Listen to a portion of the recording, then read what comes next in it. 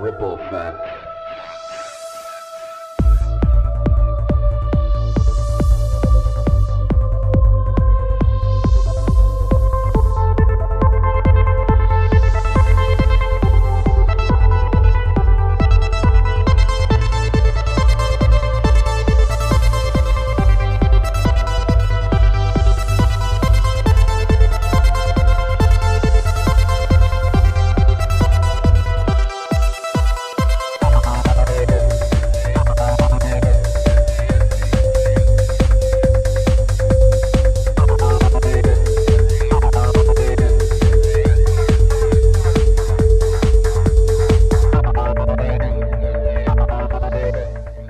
What's up? Another episode of Ripple Effect Podcast. This is a Patreon podcast.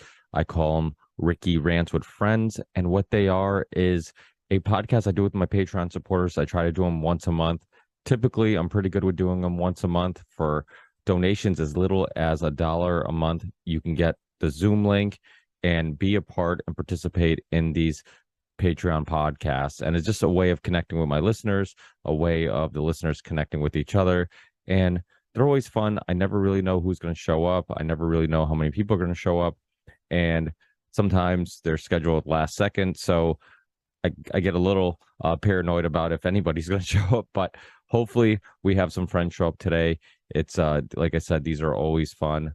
They're always a blast, and we'll get going. So, and of course, Patreon is just one of many ways you can support the show. If you go to rippleeffectpodcast.com, you click on support, and you can find all the ways of supporting the Ripple Effect podcast. So, Element Electrolytes is one way.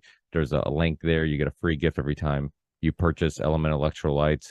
We also have a link to the University of Reason. We have a link to what else? Patreon, PayPal, my merch store, my music. So tons of stuff. Check out the rippleeffectpodcast.com or check out the links in the show description. So now let's get this going. Let's see if I'm going to be ranting by myself for a while or if I have anybody in the waiting room.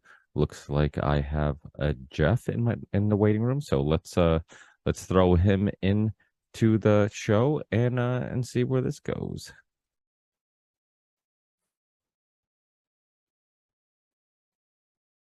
And Jeff is connecting.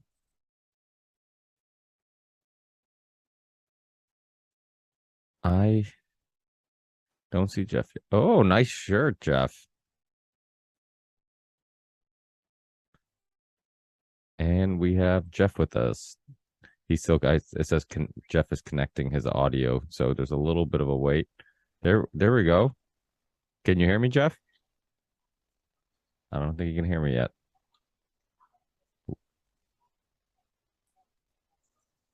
Jeff, you might have to go to settings because I see you have headphones on. You might have to go to your settings on Zoom. I don't think he can hear me. I can hear you now. There we go. Awesome. Nice shirt. Oh, thanks, man. I'm a big Maiden fan, as you probably know. Oh, yes, yes. So where are you calling from?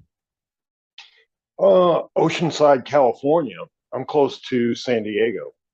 Oh, so how has that been? Because it seems like things have been ramping up in the blue states a little bit, and with New York and California, they're talking about mask mandates again and a bunch of stuff. Is that something that you're seeing? Yeah, it's starting to, especially down in this area, starting to get hit pretty hard.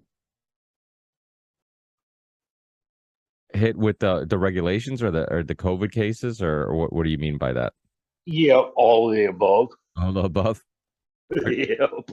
Are you concerned about COVID, or is it one of those things where you think that it's still just the media trying to use it as a tool to scare people? That's exactly what it is.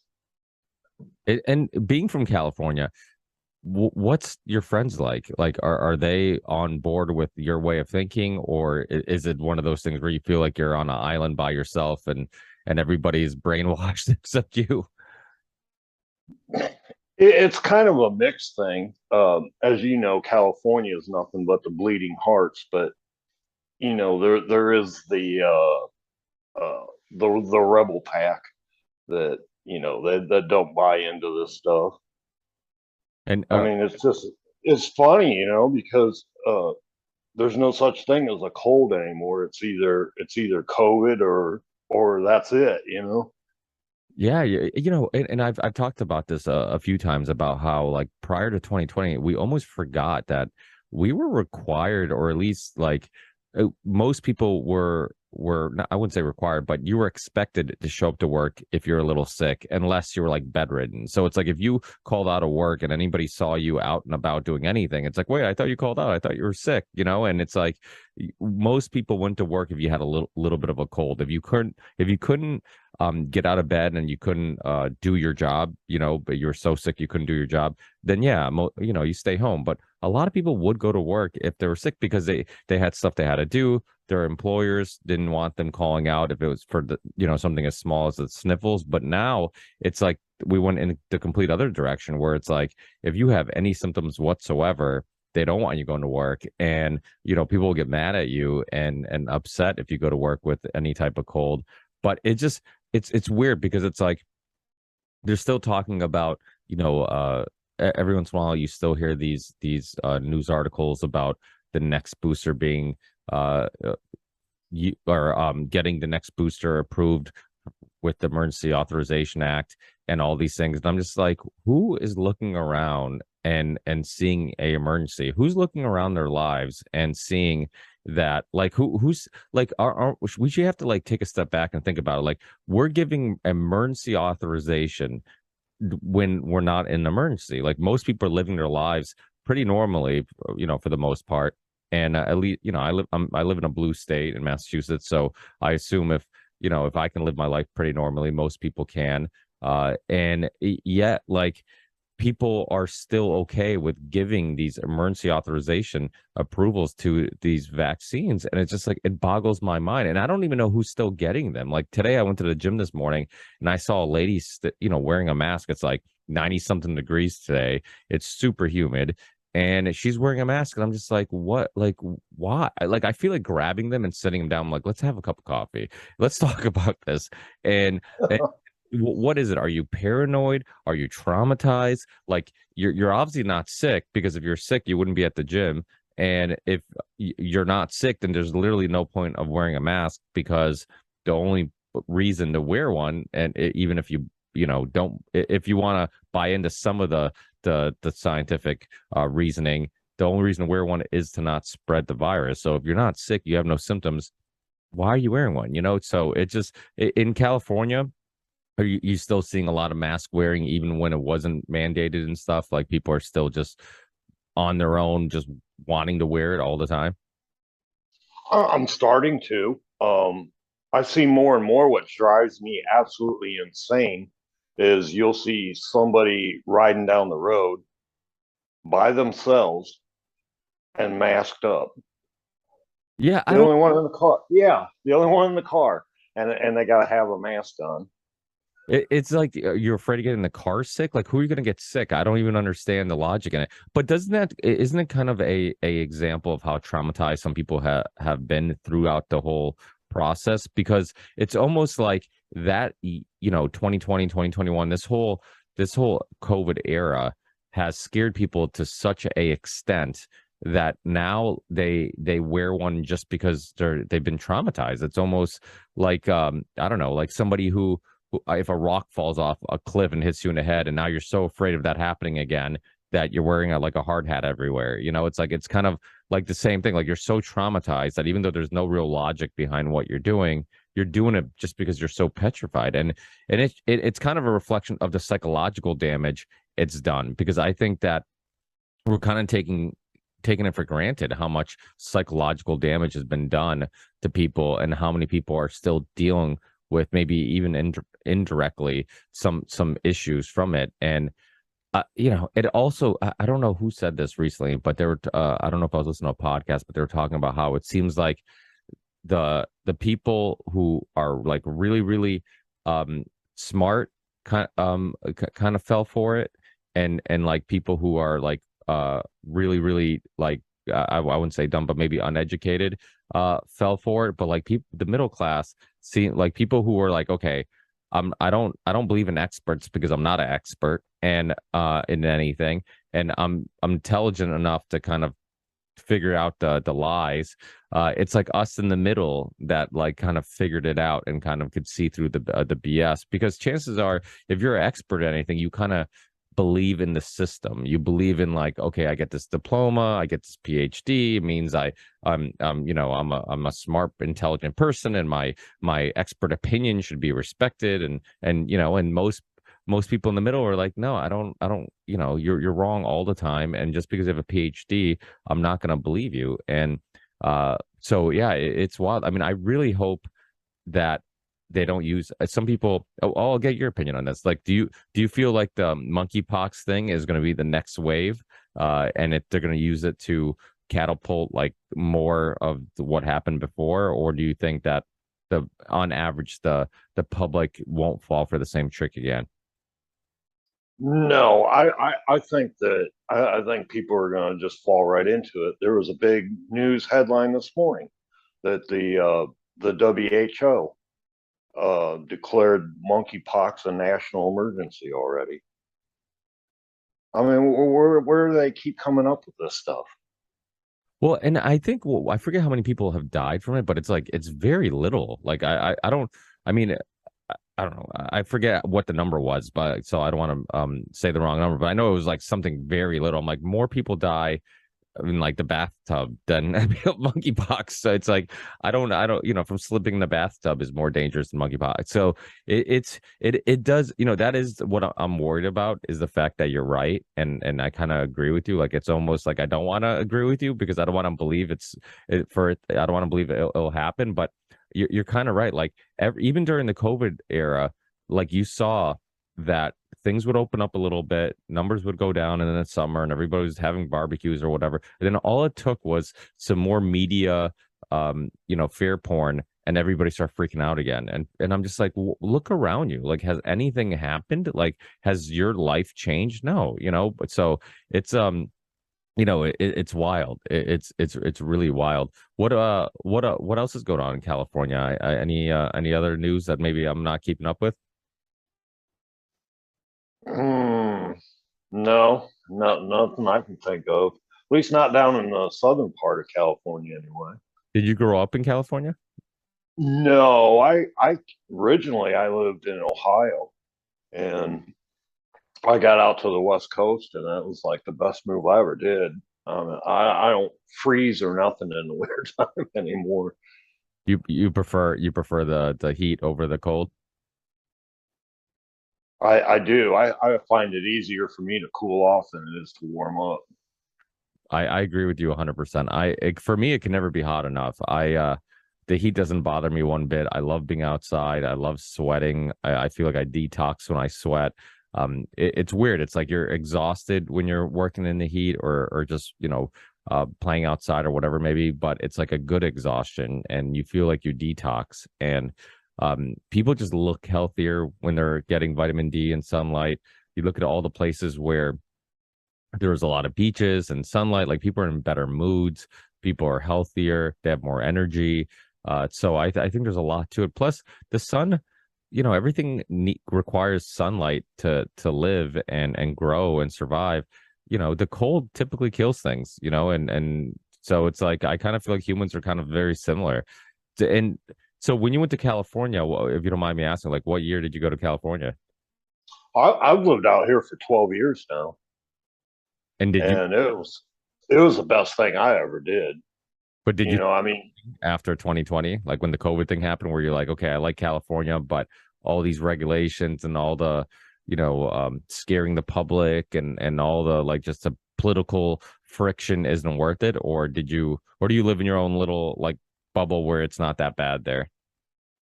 well, with me being in San Diego County, we didn't get hit as hard with the restrictions as like LA County and the great big huge counties. We didn't get hit with them as tough as what they did.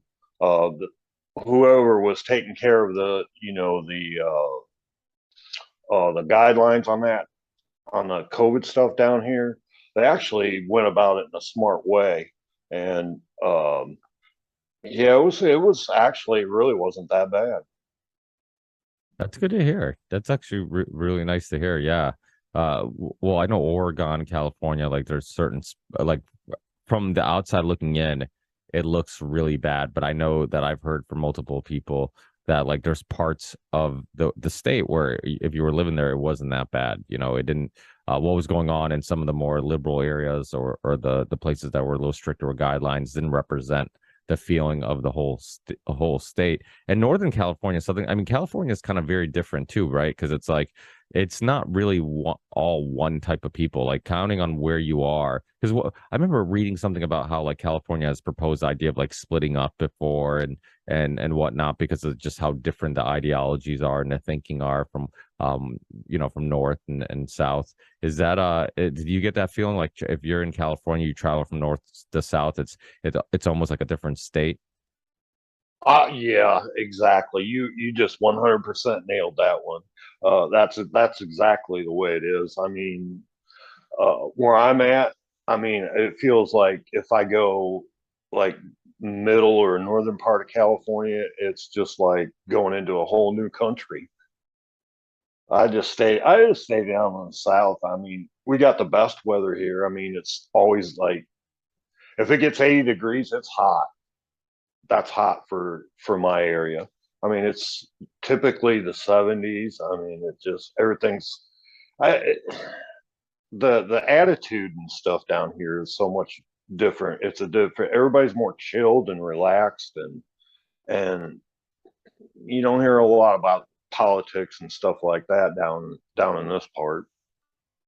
I will say I've been to California once. We went to San Francisco, and then we went to a a friend of my wife's, who a childhood friend that she grew up with, wanted to get married in Napa, and her husband, she's from the East Coast, she's from Massachusetts, Springfield, Massachusetts, and her husband, which they both met in New York, is from Australia. So instead of making one family do all the traveling, what they did, they found like some happy medium in California, and then met at Napa and said, "Hey, we'll do the wedding in Napa." That way, both families have to do a little bit of traveling. So initially, we're like, "Oh, it's going to be expensive trip, expensive wedding," but then we're like, "You know what? When are we ever going to go to California again? Like, why not use this as a motivation, a excuse to actually go out of our way to book the trip and make it happen and experience the West Coast?" So we went, and I loved it. I mean, I thought San Francisco was such a cool city. I love all the hills and all that stuff. Kind of reminds me of like Portugal and Europe, where you have all these weird towns where like you have these really drastic hills and streets and all that stuff. The people were really chill and really nice. Napa, if you like wine, is awesome. If you don't like wine, you'd probably hate it because there's literally nothing else to do besides drink wine in Napa. Right, right.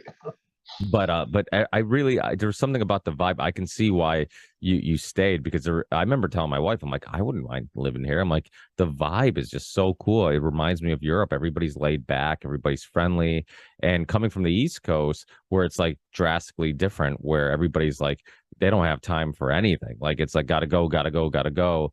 And you try to sit down and have like a conversation with somebody, and they're looking at you like you're taking up their day, like like I gotta, like they don't want to talk, they don't want to chat, and it's like, so it was a completely different vibe. I really enjoyed that. But and then again, and then when 2020 happened, it's like, whoa, like places like Massachusetts, California, New York, you start thinking like, okay, well, once shit hits the fan, maybe I should be concerned about being in a state like this. But it's that's kind of one of the beautiful things about America. And I just had Mel K on my yesterday, and we talked about this, about how one of the beautiful things about this country is that each state is kind of like its own country. And if you don't like one state, you can go to the next state. The weather's different, the culture's slightly different, the people are slightly different, the way of life is slightly different. So it's almost like, the same way that like the EU, once they created the European Union and people could travel Europe, basically the same way we travel states here, where you can go kind of across the borders and travel back and forth. And you can go, you felt like, you could literally just drive to another country and experience a different culture. America's kind of like that in regards to the States. Like it's not a completely different culture, but you go to the South, they have their own not language, but they have their own dialect. They have their own food and style of food. And you go to the West Coast, East Coast, so it's there is something nice about that, and there's something nice about the fact that if you have a president or federal government that you don't like that's putting some ridiculous restrictions on everybody, the states have enough power where they can fight back and resist that, where like in other countries you don't have that, like in Portugal or even in Canada. Even Canada is a perfect example. Like when their prime minister says we're going to do this, everybody has to do it. There is no state that can kind of rebel against that. So that is kind of one of the beautiful things of America, and this whole experiment that I think and I'm kind of torn. Like, was it this perfectly thought out idea that we just aren't executing correctly because there's so much corruption and people who are gonna ruin this idea? But in theory, the way that it was kind of planned out and thought out, the U.S. probably has the best system to kind of prevent a dictatorship or a monarchy to really control the public to a extent that you have in other countries. You would agree with that?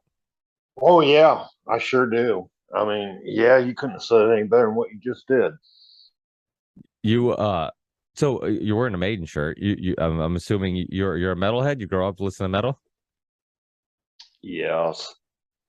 Yeah, I started back in the hairband days, back in the '80s, and then it's just always one of your friends would be like, "Hey, listen to this," and then you're like, "Wow, that's cool. Who is that?" And then just kept progressing into the Maiden, Judas Priest, and then yeah, just grew from there, man. Yeah, it's funny because the here Maiden is one of those bands that always had a soft spot for me because they were, you know, they kind of were lumped in with some of those 80s bands, but they're always darker. The riffs were just like I feel like everybody on in that band was like a top-notch musician. Like there was no weak link in that band at all. And like some of my favorite parts in the songs would be like these long moments of no vocals. It would just be these amazing, like this journey of music where like they did this guitar riff and they go to this and they go to that. And I'm like, it was the first time I experienced like love for a song, and it wasn't because there was a catchy melody or lyrics or singing. I'm like, oh my God, I'm like really appreciating musicianship and the guitar riffs and the drummer and the bass, and I just really, it really made me appreciate music in a way that other musicians didn't. And then when I got into other metal bands, like for some reason I always heard a little bit of Maiden. I'm like, you hear a riff and you're like, that sounds like Maiden. That sounds like that was influenced Hmm. by Maiden. Like so many of the new metal bands, bands that came afterwards, like Trivium or even Machine Head or whoever. Like these bands, you can, As Lay Dying, like you can hear Maiden in all their riffs, and they always stay true to their sound. Where like Metallica was like, oh, Load and Reload kind of sucked. The Black Album kind of sucked. Like it was more like radio, hard rock, radio friendly hard rock than it was purely metal. And that's why till this day I think people still love those old Metallica albums, because it's like that was what you would hope that they could hold on to and keep expanding on. But it's hard because I'm not in those bands, and I don't know if I play the same type of music over and over again, if I would need to change things up just to keep interested and engaged in it, if I would get bored. And so we don't, like, I from the outside looking in, like a lot of people give Metallica, they're kind of one of the most well-known bands for being called sellouts for after their music got really soft. I don't know if it was truly like they were trying to make radio-friendly music to like, if it was toned down because they were just expanding their genre, and they're like, hey, let's try something new, or if it was really like a thought out thing where it's like, let's do something that's more radio friendly to get more airtime, to expand on our fan base. So it's hard to know because as an artist you do get bored. I mean, how many albums can you do of the same type of music? But then you talk about Priest, you talk about Maiden, I mean, those bands, Motorhead, Megadeth. I mean, there's bands that have been around forever that still like put out, they're true to their genre, and they put out the metal music over, King Diamond. It's like there's so many bands that like you're just like, dude, these guys it's always metal. Like I remember listening to Napalm Death back in the day. They were like a Oh wow, yeah. yeah, I remember Napalm Death was it was funny because I'm like, they were like one of the first like death metal bands I really liked. And I'm just like, dude, this is like every album was like death metal, but it was good. I'm like, but I like it. I'm like, I'm like it, so it is. It's hard because I'm sure as a artist, like how do you balance that out? How do you like, okay, how do I not stay bored? Or how do I stay interested and not get bored? But yet how do I stay true to my sound? And so it's sometimes I think we throw out the sellout label or term a little too quickly.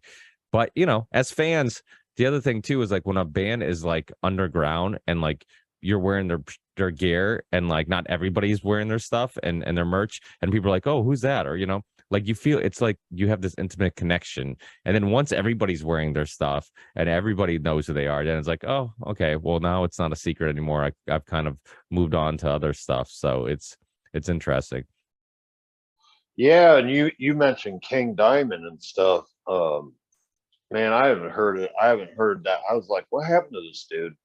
Because I mean, he just like disappeared there for a while. But then, He was crazy. King Diamond had like yeah, man. craziest high pitched screams. And dude, I listen. That's the thing. Like sometimes I talk to people on the show and I'll bring up certain bands and people are like looking at me like, I didn't know you knew who the fuck they were. I'm like, I lived in the underground. Like everything I listened to was like underground metal, industrial, metalcore. Obviously that came later, but like death metal, like just anything that was like dark and different. I loved, like it was just King Diamond had Merciful Fate. But yeah, I mean, I remember there's a kid at my gym.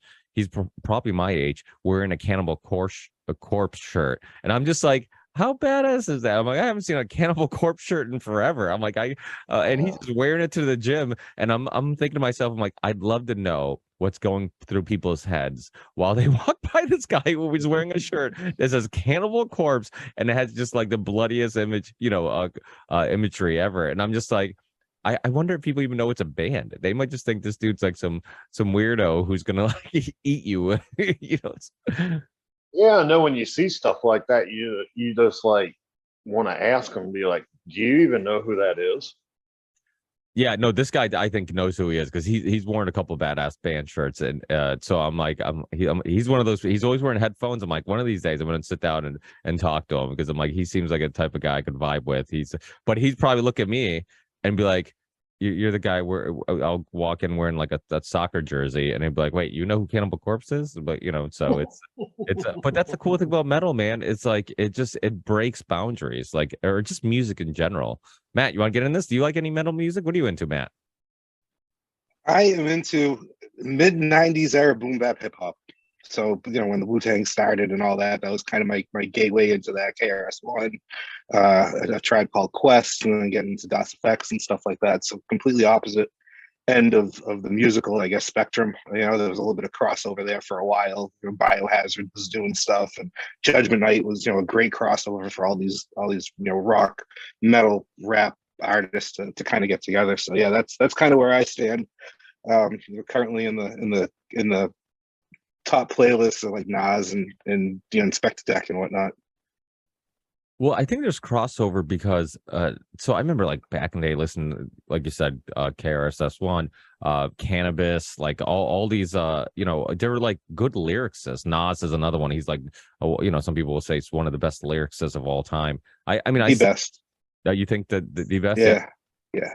Yeah, that's and to me, that's the problem with like mainstream hip hop that sucked was that it wasn't about the lyrics at all. Like you could just make up words, you could mumble, you could whatever, and it was like it was all about the beat. So I'm like, so the rapper's getting all the credit, but really it's the the producer who should get all the credit, because I'm like, people just like dancing to the beat. They don't care what they're saying or if they're saying anything, valid whatsoever. Would you agree with that, Matt? Well, that's how it all got started, right? In the Bronx, supposedly the legend goes, the Cool Herc used to put on these parties, and he was the DJ, and he was, mixing all these beats of, old, 1970s funk and soul and whatnot, remixing them, playing two of the same record to come up with a different beat, and it was all based around the DJ. Even as into the future from there, as you got, the Fresh Prince's album, he's the DJ, I'm the rapper. He's the DJ was first, So for me, it's all about the beat. Oh, so you also enjoyed the beats more? That was what Yeah, appealed to you more? yeah, absolutely. To take a record and hear one sound, and then put that record on and add some sounds of raindrops and sounds of violins from this piece, and kind of mixing it all together to come up with a totally new piece of music. That's just kind of absolutely amazing, and it for some reason there was a big divide in music saying that hip hop is like black music, that's our culture. When you look at the start of this, it was a huge melting pot, and there were all kinds of nationalities and races and ethnicities coming together, and they were breakdancing, they were doing graffiti, they were MCing, and they were DJing, and somewhere in the 90s it took on a different identity and went a different way. So then it kind of came back a little bit with the boom bap era, and now it's just, I don't know where it is now. It's just completely lost in Kool-Aid hair and gold teeth and ridiculousness. Well, I think the thing about metal and hip hop is that they're both like subgenres, like they weren't mainstream genres. So I think that's where they connected, because they both like to go against the grain. They both like to, they didn't care what was popular. They were true to their sound. And I think that's where like they connected, like you said, the Biohazard, that type of stuff. I think people like that because they were kind of subcultures. They weren't really the mainstream. And but yeah, lyricists like Nas and Wu Tang, they were, to me, like, I really appreciated that, because I as a musician and somebody who used to write poetry and write lyrics, like, I know when somebody's being lazy. Like, I love All That Remains, but I remember like talking to Mike on the show from All That Remains. Like, he was on my podcast because he's actually from town Ludlow, and we're talking, and he talked about how like they would write the whole song musically, and then Phil, the singer, would just show up and like just sing and come up with shit right on the spot. I'm like, what? I'm like, and what's crazy is there's a lot of bands that do that, and to me, like, you might end up having this great melody, and then it doesn't really matter what you're saying. Like, oh, that sounds good. Well, it sounds good, but then if you read the lyrics, like, there's nothing there. What does the song mean? Like, what? So to me, like, I remember back in the day, when I used to write lyrics and poetry, I always used to think to myself, I'm like, the beautiful thing about a really good lyricist is that without any catchy melody, without any well-crafted music, just reading the lyrics themselves can move you. You saw that with like spoken word, you saw that with, just any good poetry. And so I'm like, let me take that aspect of, like, if the lyrics themselves by themselves doesn't move me in some way, then they're not good. And so I'd take really focus on like every single word, every single lyrics, every single metaphor, and then I would be like, okay, now it's time to add music to it. So that's how I would do it, slightly different than most people. But typically, yeah, like lyrics is like almost like an afterthought. I remember talking to Eddie Bravo years ago when he was on my podcast, when he still thought the Earth was round, and he talked about how we talked about how like most people think they like a song because of the lyrics, and the truth is they like the song because of the melody. It's, or the beat, like you said, Matt. It's not really, like, what they're saying isn't really that important.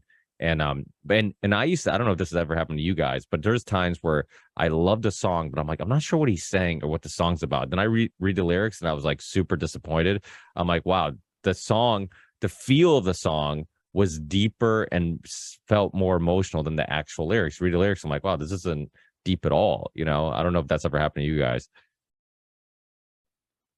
Oh yeah, Ricky, I can tell you somebody. I never really really thought about that a whole lot. And then a couple songs for Aaron Lewis wrote from Stained. It's just like you hear it and then you don't think a whole lot of it. And then you hear it again and you're like, whoa. And then you go, like you just said, you go back and you sit there and you read the lyrics and you're like, man, that's some deep stuff. Where'd you come up with that? Yeah, that happens too. Yeah, where it's like both has happened. Where I've read the lyrics and I'm like, wow, this is way more thought out and deeper than I initially thought. And then you have other songs where you read the lyrics, you're like, wow. I'm like, the melody's good, but like the feel of the song felt deeper than the actual lyrics themselves. Mike, yeah, Aaron Lewis is actually a very outspoken guy now. He's so they used to practice. I don't know if I have it around here. I have like their first album. So they recorded their very first self-titled album, not self-titled. It was actually titled "Tormented," in Ludlow on Fuller Street in Ludlow.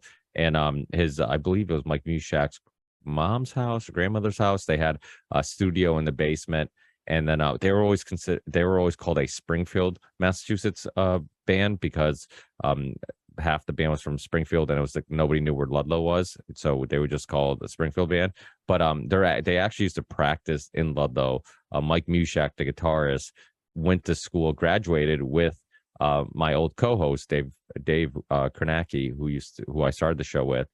They went to school together. Mike's super cool, and they're another band that, like, Aaron Lewis was one of those singer songwriter type of people that you could tell put a little bit more time into the lyrics and really well thought out. But it's that's where, like, even people who don't like hip hop or rap, if you appreciate songwriting, or lyrics, you can find an artist that you appreciate. I think that's the thing about hip hop. Like, people who don't like hip hop, they look at it and they're just like, oh, there's no musicianship because there's no real musicians. But there is a talent in mixing, like you said, mixing beats with each other and mixing like a one instrument from one song with like the drum beat of another song, which basically almost inspired DJing. When you look at like house music and EDM, like that's all they're doing. A lot of the times they'll take it, and it's actually like some of my favorite DJs. If I'm out, I love hearing a song that we know, like a Nirvana song, like, but turn into like a EDM club song, because you could sing along and it still keeps, the vibe of the club going. But really, like, it kind of inspired that type of thing. So before, like, all these, DJs like Tiesto and whoever was doing this, like, guys in the hip hop were doing it way before they were.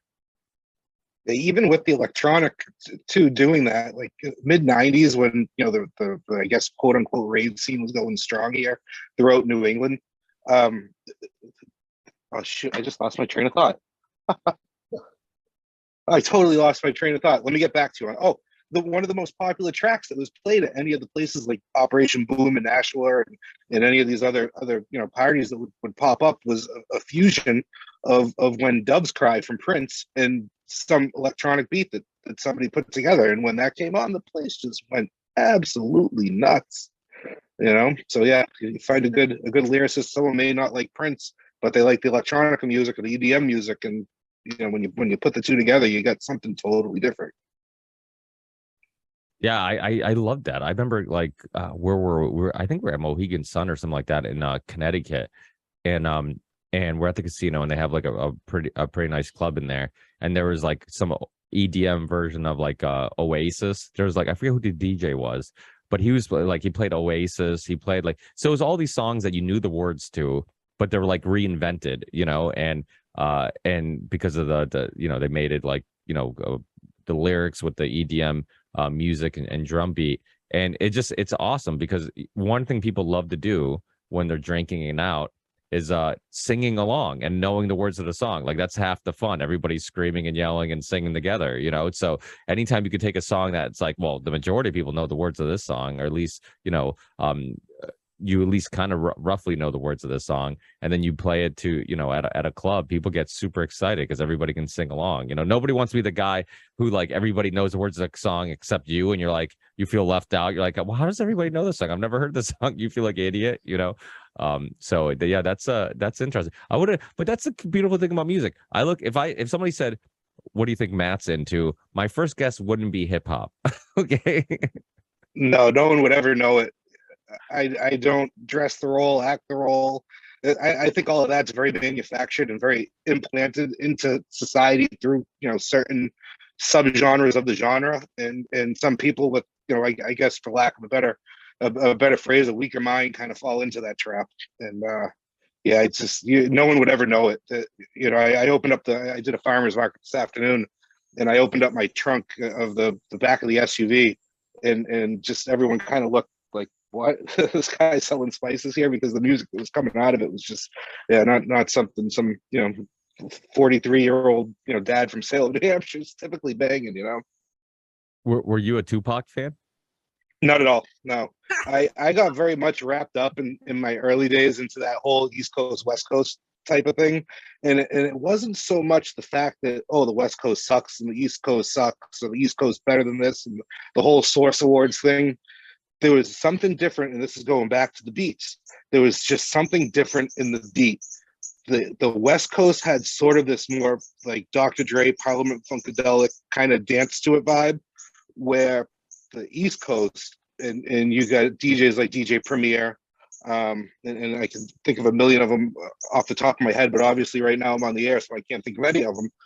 They had this more raw, gritty beat that you could just catch a spot on the couch, open up a drink it, and smoke some weed and just relax and hang out. And I was never one of these people that like to go to loud, kind of boisterous places. I was a person who just wanted to kind of stay in the shadows and hang out and talk to the people that kind of gravitated towards me, that were the same way I was. And that just kind of brought us together, like me in my teens. I never would have dreamed that I'd be sitting on the computer right now talking to somebody in Western Massachusetts, and somebody, Jeff, that I've never met before, and I don't know where you're from, and doing that. So yeah, it was a little different. Jeff's from California. Oh, awesome. Not actually, he lives in California. He's actually not technically from, well, I don't know. Would you consider yourself from California? You've been there long enough that it probably feels like home, I'm sure. Yeah, Ricky, I got the Californian blood transfusion, so the weather here, man. I'm full California now. Yeah, it was nice. I was talking to Jeff before you joined us, Matt, and it was nice to hear that where Jeff is, that not everybody is crazy, and that they're pretty, people are kind of living their lives, and you don't have all the public pressure of mask wearing and political talk all the time. That's the other thing too. It's like politics was something that people used to talk about once in a while. The last couple of years, it's like literally all people want to talk about. Like there is no more conversations about music or culture or anything else, history, whatever it may be. And I've said this on the show before, but I'm kind of glad that COVID, that issue isn't the issue that I feel the need to have to talk about all the time, because there's so many other intriguing things to discuss and learn from. And I felt, for 2 years, it was just like, I got to get this doctor on, got to get that doctor on, got to talk about this. Oh, it was like every week. Matt, you've joined us on a lot of Patreon podcasts, and it was like every week there was like something new to talk about, and like that was related to COVID or the lockdowns or the mandates or the suppressed science or the lack of science, that you just couldn't help but talk about it. And if you talked about anything else, it was such a big issue, and it was affecting so many people's lives, that I feel like even the listeners were trying to piece everything together, that they wanted to hear it, but then you got to the point where you got like fatigue, where it's just like, okay, I'm ready to fucking move on from this. Like there's other important things going on. But even today, it's still hard, because it's like, do I still talk about it? Do I not talk about it? Do I have a guest on and hit on the topic? I'm like, I feel like I've hit it from every direction, but sometimes there's still stuff going on. So it's like, I mean, as you guys, as podcast consumers, like, what do you look for in a podcast? Because I'll get some feedback, right? This is the perfect time to get some feedback. Like, do you guys, because it's still a thing, and the Great Reset and all this stuff, do you migrate towards those podcasts that are still talking about those topics, or have you found yourself kind of migrating away from those topics and looking for episodes and shows about different things that maybe have been neglected for a while? I think that I have found my core group of podcasts that I really listen to. So like you, like Charlie Robinson, Monica Perez, there's like this core of these people that just kind of look at things through a different lens, I guess. And because we're kind of still living through all this, and the looming fear of masks coming back, the looming fear of vaccines coming back, the looming fear of what's going to happen if Joe Biden doesn't finish his breakfast tomorrow, are all kind of hanging over our heads, right? I feel like I found the right people to go to not get steered into bullshit that's going to lead you into rabbit holes that are even deeper and crazier than where you're at. And I feel like I've been through them all too. And you know, as long as I wake up every morning and I know that I'm doing the best that I can do, and I'm getting my two kids' needs met, my wife's needs met, and our family, and this whole thing, you know, in four walls is working good. The rest of it's just all noise, and I gravitate towards, you know, what podcast can I listen to that I'm going to be able to find the right ratios of nitrogen, phosphorus, and potassium to make sure I have great freaking tomato plants, so I can, you know, can some tomatoes this year and make some sauce and whatnot. So that's where I'm at with all this stuff now. There's this real life stuff that there's these little things that have been lost through the course of time, gardening, how to get up on a ladder and fix fix a leaky window and find out, you know, where the seal may be broken, or if, you know, there's rotted wood, how to pull that rotted wood out and replace it, how to use a miter saw. All these little traditions that are lost within, I guess, the masses. And there's only these few core of, you know, general contractors and whatnot, and specialty tradesmen that know how to do these things. And it used to be years ago, it was just the average homeowner, you know? So I don't know if I got off a whole bit of a tangent there, but yeah, I look for stuff that kind of helps me go through the day to day. And if I keep listening to the noise and the nonsense, and, you know, why Fox News is bad versus why CNN is bad, you're just going to do nothing. It's stagnant, and life is going to pass you by. And there's life happening out there, and it's awesome. How about you, Jeff? Have you what podcasts do you listen to, or what have the ones you listen to changed since things have calmed down in regards to COVID, or are you still intrigued in that topic, or do you feel like you need some time away from the topic, or, you know, what shows do you listen to? Well, be honest with you, Ricky. Your show and the Union of the Unwanted are my two main go-tos. You have a variety of things on, where, like you were saying a little bit ago, you get some of these podcasts, it's the same thing over and over and over, and it's like, you know, they just keep beating that same horse. But with your show and the Union of the Unwanted, you just never know what you're going to get. It's always different from week to week. I listen to Sam, Tinfoil Hat. I listen to him. Greg Carwood, I listen to him every once in a while. But yeah, just your show and Union of the Unwanted is my go-tos. Yeah, that's a huge compliment. Thank you. And you're welcome. The thing about Greg's show is Greg's show, similar to my show, even though he's conspiratorial, like he does the thing about the world of conspiracy. There's a lot of different topics in the world of conspiracy, from like, you know, flat earth, obviously, to demons and ghosts, to supernatural. So it's like, I think that's why people really like his show too, is because he does go into so many weird things. And a lot of these weird topics, when you have an expert on, you actually end up learning something historically. You know, like you end up learning, you're like, okay, this is a crazy topic. What am I going to learn from listening to this crazy person? But it's not like listening to Coast to Coast, where it was like, I saw a ghost in my bathtub. You know, it's like it's more like, okay, hey, this is a theory, like, okay, there's people living in the center of the earth or whatever. And then I learned about what's his name, General Byrd, right? What is he? That was the guy who went to Antarctica or Alaska or wherever the hell he went. It's been a long time since I've read that story, but he you know, the general that went to, maybe, no, was it Alaska or Antarctica? I don't remember, but either way, he went there and he supposedly saw aliens or some type of civilization there or whatever, and he came back and he was like some high ranking general. And I'm like, wait, what? And it was like, it was a guest, I believe, on the higher side chats, that that brought it up, and I'm just like, this can't be real. And I look it up. I'm like, oh my God, it's real. Like, it's like this guy's a real person who was actually a respected, high-ranked person in government and in the military, and he actually said this. And so it's like, you know, a lot of times the reason why certain conspiratorial theories continue to survive is because there's hints of truth to them, or there's things that are unexplainable, and it's like, okay, this is why people still believe this, because it's like, I mean, I hate to bring it up because I know it's a very touchy topic, but the Sandy Hook thing, right? Like the Sandy Hook thing, the reason why a lot of people are skeptical of what happened in Sandy Hook, and you know, I'm from Massachusetts, really close to the border of Connecticut, and I know people who said, hey, I know people who had kids in that school, whatever. But you know, the thing is, there was a lot of things that didn't make sense, and the thing is, like, so it's just like this recent shooting in Texas. If are we going to get to a point where, like, or we can't, because it's such a tragic thing, we can't ask questions about the things that don't make sense? So it's like, okay, why did the cops stand down so long?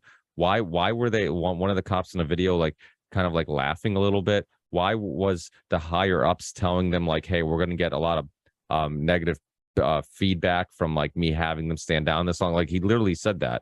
And it's like, why can't we ask those questions? The same thing with, like, the Vegas shooting. You know, there's a lot of things that didn't make sense. That's why there's conspiracy theories, because there's a lot of unanswered questions.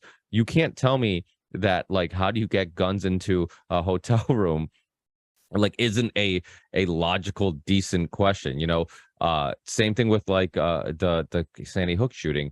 How did he kill? I forget what type of gun he used, but it was like, you know, there was some questions about, like, if it could be done, you know, shooting that many people, you know, with the type of guns he was using, especially kids running around.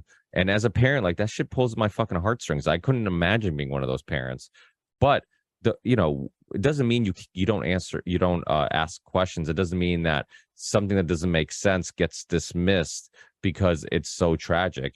And it's almost like, if we use that same logic in so many other topics, it's like, oh, we can't question September 11th because it's such a tragic event. Like, dude, I still, like, get goosebumps seeing the people jumping out of the buildings, because I couldn't even imagine, like, my state of mind, like, knowing that my two options are I burn to fucking death or I jump out of this fucking building. Like, I put myself in their situation. I'm like, I couldn't even imagine. Like, I you know, my heart just sinks knowing that somebody was being put in a situation where they had to choose between the two. But it doesn't mean that you can't ask the question of, like, how the fuck did this happen, or did somebody let it happen, or, you know, all the things that don't make any sense about it. So it just, to me, like, I try to stay pretty consistent. I don't jump, you know. And the thing about the school shooting in Connecticut is that it was, people have to think about what happened to Alex Jones prior to that. They removed him off everything. So they were trying to find every way possible to demonize him and shut him up. Okay. Like him or hate him or whatever. Like, I don't have to agree with somebody to agree that they deserve the right to state their opinions and to have a voice. Like, we shouldn't be censoring anybody. So it's like, even though I don't agree with him on many things, and I'm sure many of my listeners are saying he's too soft on Israel, because I get that all the time. People are always like, no, and you're right, he is. And but still, like, it doesn't, you can't take away the fact that, dude, that guy was at Waco. I mean, there's news film, like, you know, reporters at Waco, and there he is in the front lines, like, screaming at the news reporters. I'm like, that dude was, like, already waking people up before I was even woken up. So it's like, to me, like, you got to give, you know, some credit where it's due. And so to go back to the Sandy Hook thing, like, I'm convinced that the reason why they made him the Sandy Hook guy, even though I didn't listen to the show at the time, but for people who I know that would listen to the show from time to time, they're like, he barely talked about it. It was like any other news story. It would come up, people would bring it up. He might have a guest on a topic and move on to the next topic.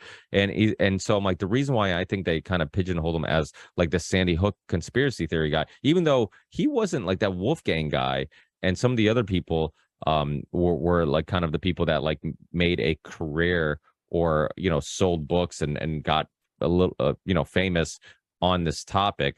But he would have some of these people on, but it wasn't his thing per se.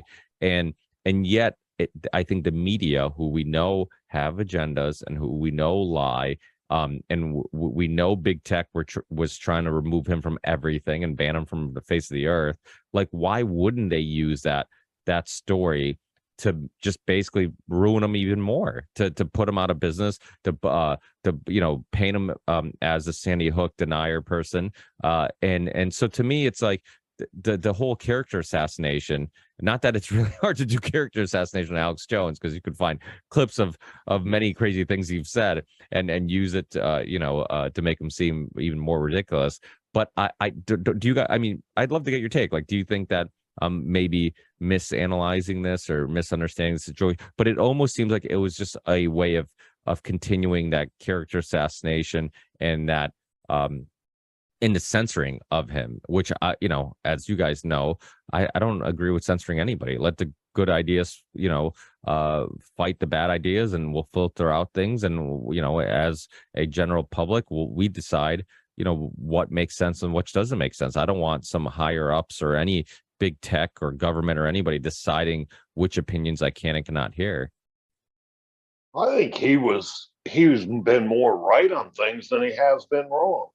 And I think somebody didn't like him and is just like, oh, hey, here's our scapegoat right here. And I think that's how it went. I mean, he did say some things about Sandy Hook, which I was like, whoa, I wasn't expecting that. But for the most part, I think he's been right on a lot of things, more than wrong. Matt, you want to? Someone has to be the bad guy, right? They have to pick somebody that's saying something that a lot of people are listening to, and they have to try and flip the script so that you follow the official narrative, right? So the news wants to push a certain thing or a certain narrative because something comes down from above that, hey, we need to ban guns. We can have a debate on why guns should be banned, shouldn't be banned, whatnot. But that's what they want to do. That's this gun control thing is a big thing, and they need to make someone look like the crazy guy, because Alex Jones, the people that are listening to him, chances are pro 2A, right? A lot of the people are the same people, and this drives me nuts and boggles my mind, that have the "Don't Tread on Me" flag, that have the "Leave Me Alone" type of paraphernalia propaganda on their car, but then have a thin blue line sticker on their car too. So it's those people that there was this culture shift of the right turning left and the left turning right, and they're just trying to carry that on. And that's someone's going to be the bad guy. It's a big soap opera of the media. Does that make sense? It does. But one thing you said that I'd love to expand on, because it is an interesting point, is that a lot of the anti-police state people end up being the pro-police people afterwards, when their political party became for. And don't get me wrong, like I think we should look at every situation as its own thing. Cops aren't always right. Cops aren't always wrong, but yeah, they are a tool of the corruption of government that I think a lot of people in the Alex Jones listenership audience is was wary of. I mean, when you look at like protests, you get.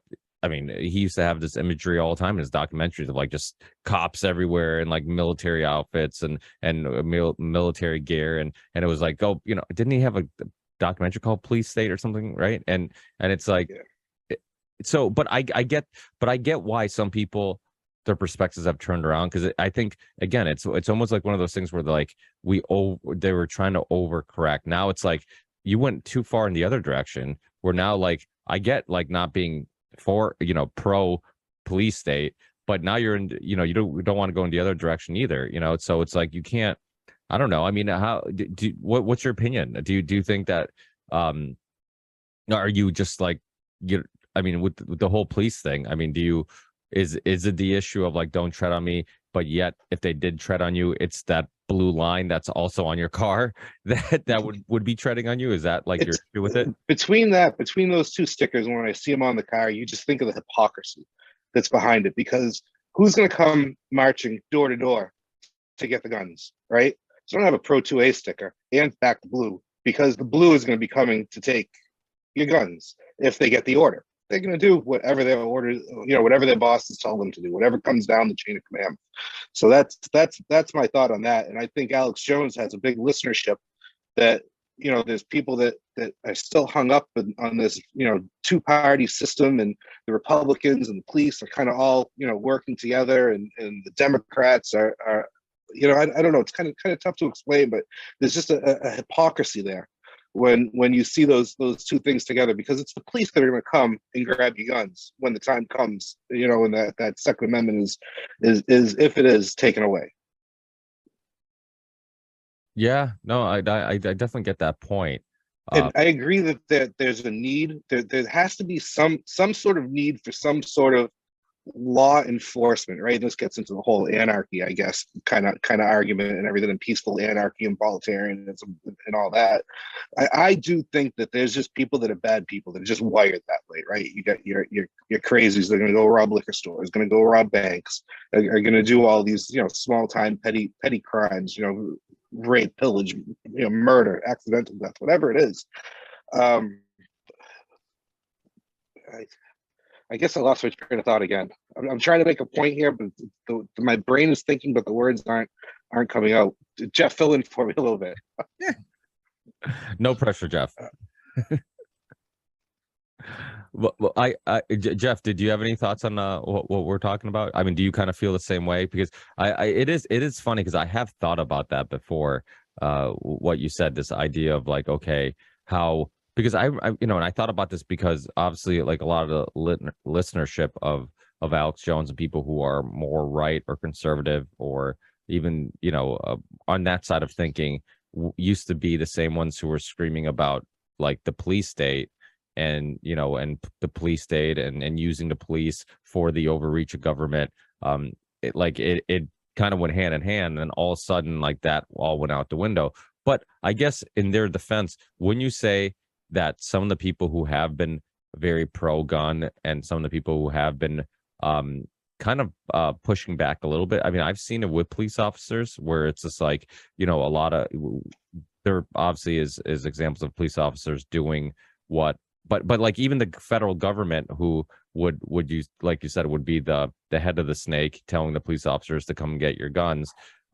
There's a divide between the police officers and the federal government, where it seemed like they don't even, or you look at many politicians make a name for themselves by being anti-cop, right? So it's almost like maybe that's why there's a divide, right? Like they're not linking the two anymore. Like it's not one and the same anymore, because the federal government or the crook politician is now being anti-cop, which is, before it was like a bad political move to be anti-cop. Now it's like some politicians do it for votes, because it's like it's a popularity contest, and if most of the people in your state agree with that, you're going to say it. And do you think that's maybe why there's this like pro-cop movement in the Don't Tread on Me movement? Like there's this link between the two. I'm just trying to connect those dots, because I'm trying to think, like, how did it happen that somebody who would have a Don't Tread on Me flag or sticker or whatever, or have that type of mentality, all now has come around to not seeing police as a tool to that government that they're worried about. But I think there has been a divide, right? Like between the police and the governments. Oh, I agree with you. There's a huge divide that's going on right now. I mean, you see all these departments and stuff, like New York and stuff. They had like what 400 that just quit or retired, just boom. Yeah, I agree with you on that one. Yeah, you're seeing it all over the place. Seattle, that's another place. It was crazy. Portland, same thing going on there. Which is, I don't. Go ahead, Matt. Go ahead. Okay, I don't think we're seeing that enough. I think there's still so many out there that are ones that will say, I swear to protect the people, and they're not looking out for the people's best interest. They're looking out for who's speeding, how they're funding or they're funding and trying to raise funds to keep their department and the state going.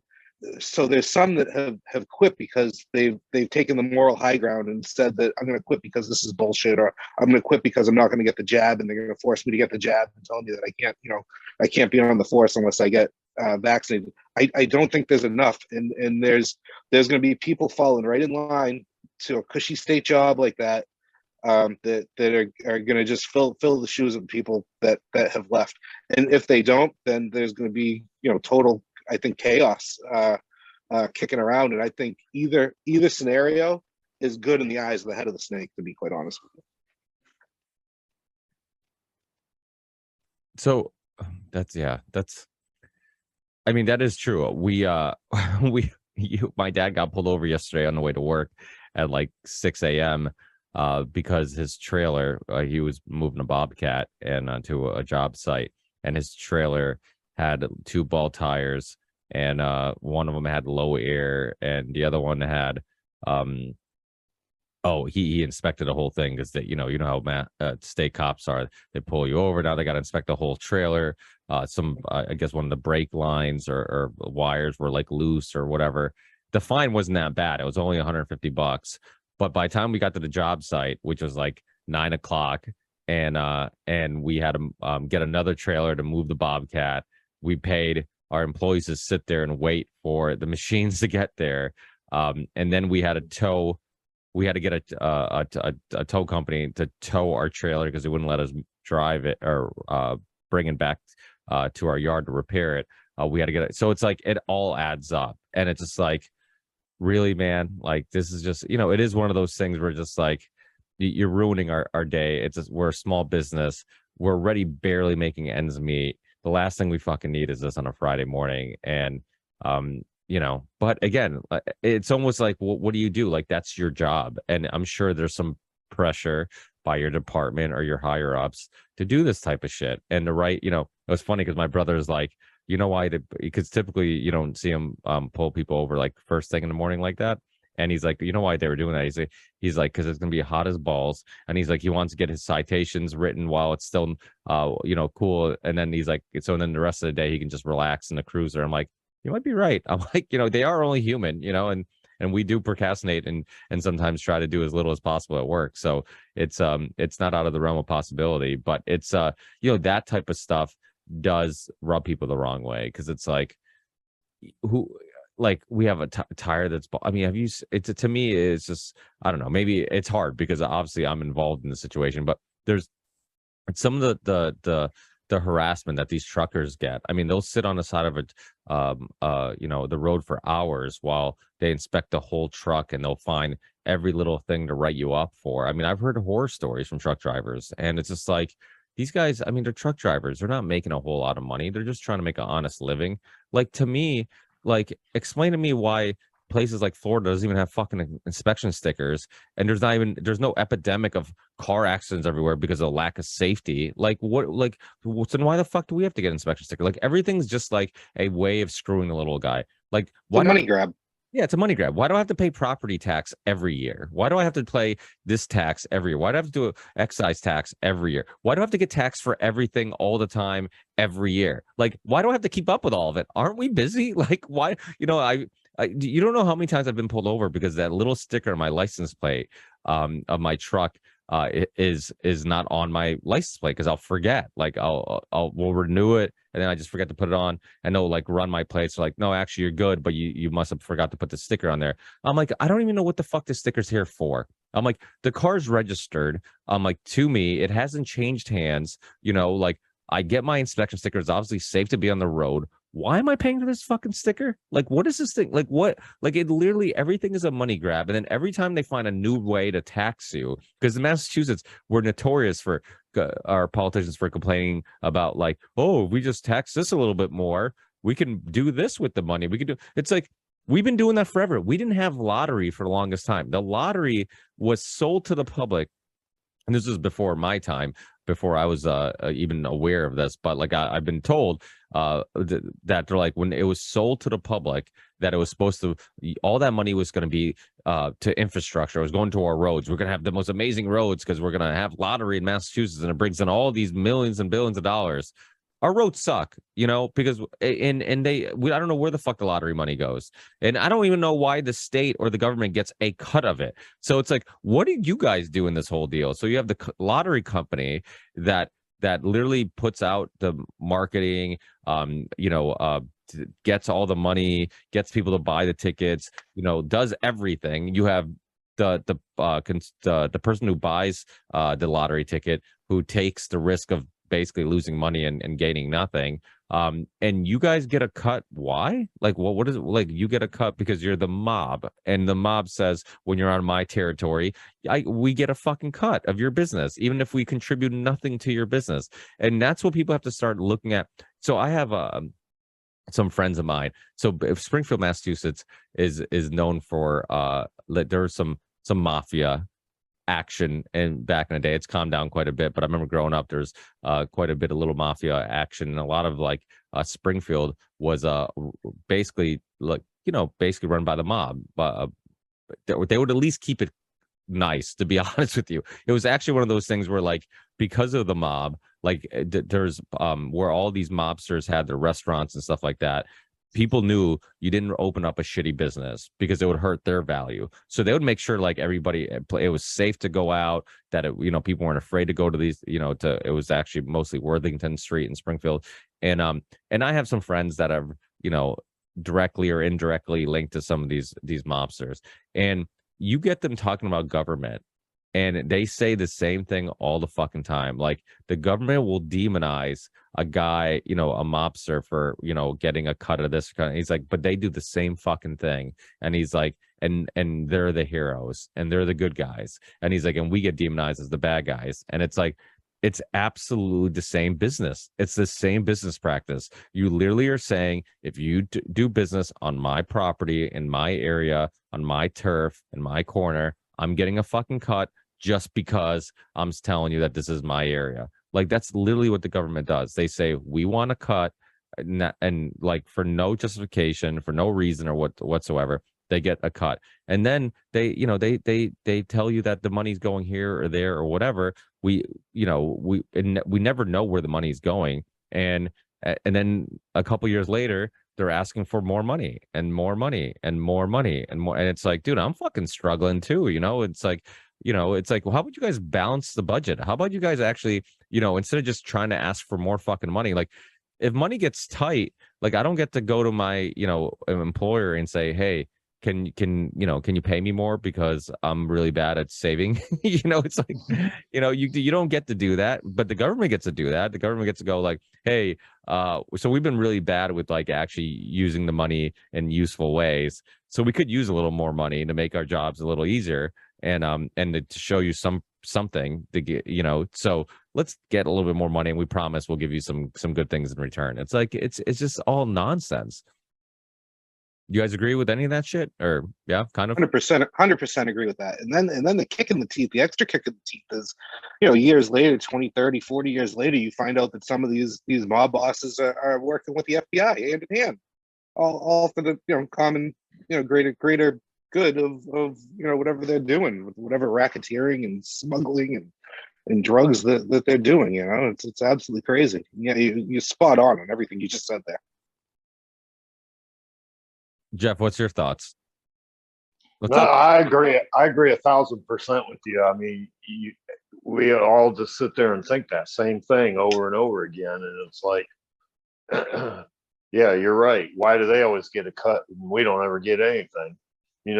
They passed out them stupid COVID check things, and they send like Ukraine all this money, and we get $600 if we're lucky. Come on. That whole COVID check thing drove me fucking crazy, because there was that I don't know if you saw it, Jeff, that they had like that breakdown of where all the money was going. Like, so the CARES Act, they had like this much money going to like this country, this much money going to that country, like barely any of it had to do with giving the people money who were struggling due to the restrictions. And yet, like, nobody was fucking upset about it. I'm like, what's $600? I'm like, 600. I'm like, that like fills your tank for like, you know, for counting on what you're driving, maybe for the month, you know, like maybe you can you drive around for a month, counting on how far you're driving or whatever. You know, it takes care of gas. That's it. You know, I'm like, maybe, you know, so it's like, what's 600? And the crazy thing is, it's not like they didn't have more money to give you. One, the only reason you needed the money was because of they weren't letting you openly go make your own money freely, because you know they're forcing you to stay home, or are killing businesses by having all these ridiculous restrictions. And but the other thing is, like, you had tons of money that you could have gave to us. Like you literally took, you take, first of all that money was our money anyways, because we get taxed from it. It's just that they don't make money. Well, they, if the Federal Reserve does, but like the government's literally just taking our money and then gives you a little bit back and says, be happy. It's like, no, that was like, you're just giving back what you stole. Like, you're not, you know, like, we shouldn't be happy about that. And then yet you give all this money to these other countries and all these other things that we don't even know why and aren't even related. A lot of the stuff wasn't even related to COVID. Like, it had nothing to do with COVID. I'm like, why are people not fucking irate about this? You know, when on TV, when they're talking about whatever $1 billion going to Ukraine, it's like, wait, like, there's people in America that are fucking losing their businesses, lost their businesses, starving, you know, barely making ends meet, barely can fucking fill the tank, and you're giving all that money to Ukraine. Like, shouldn't you feed your family before you can feed somebody else's? Like,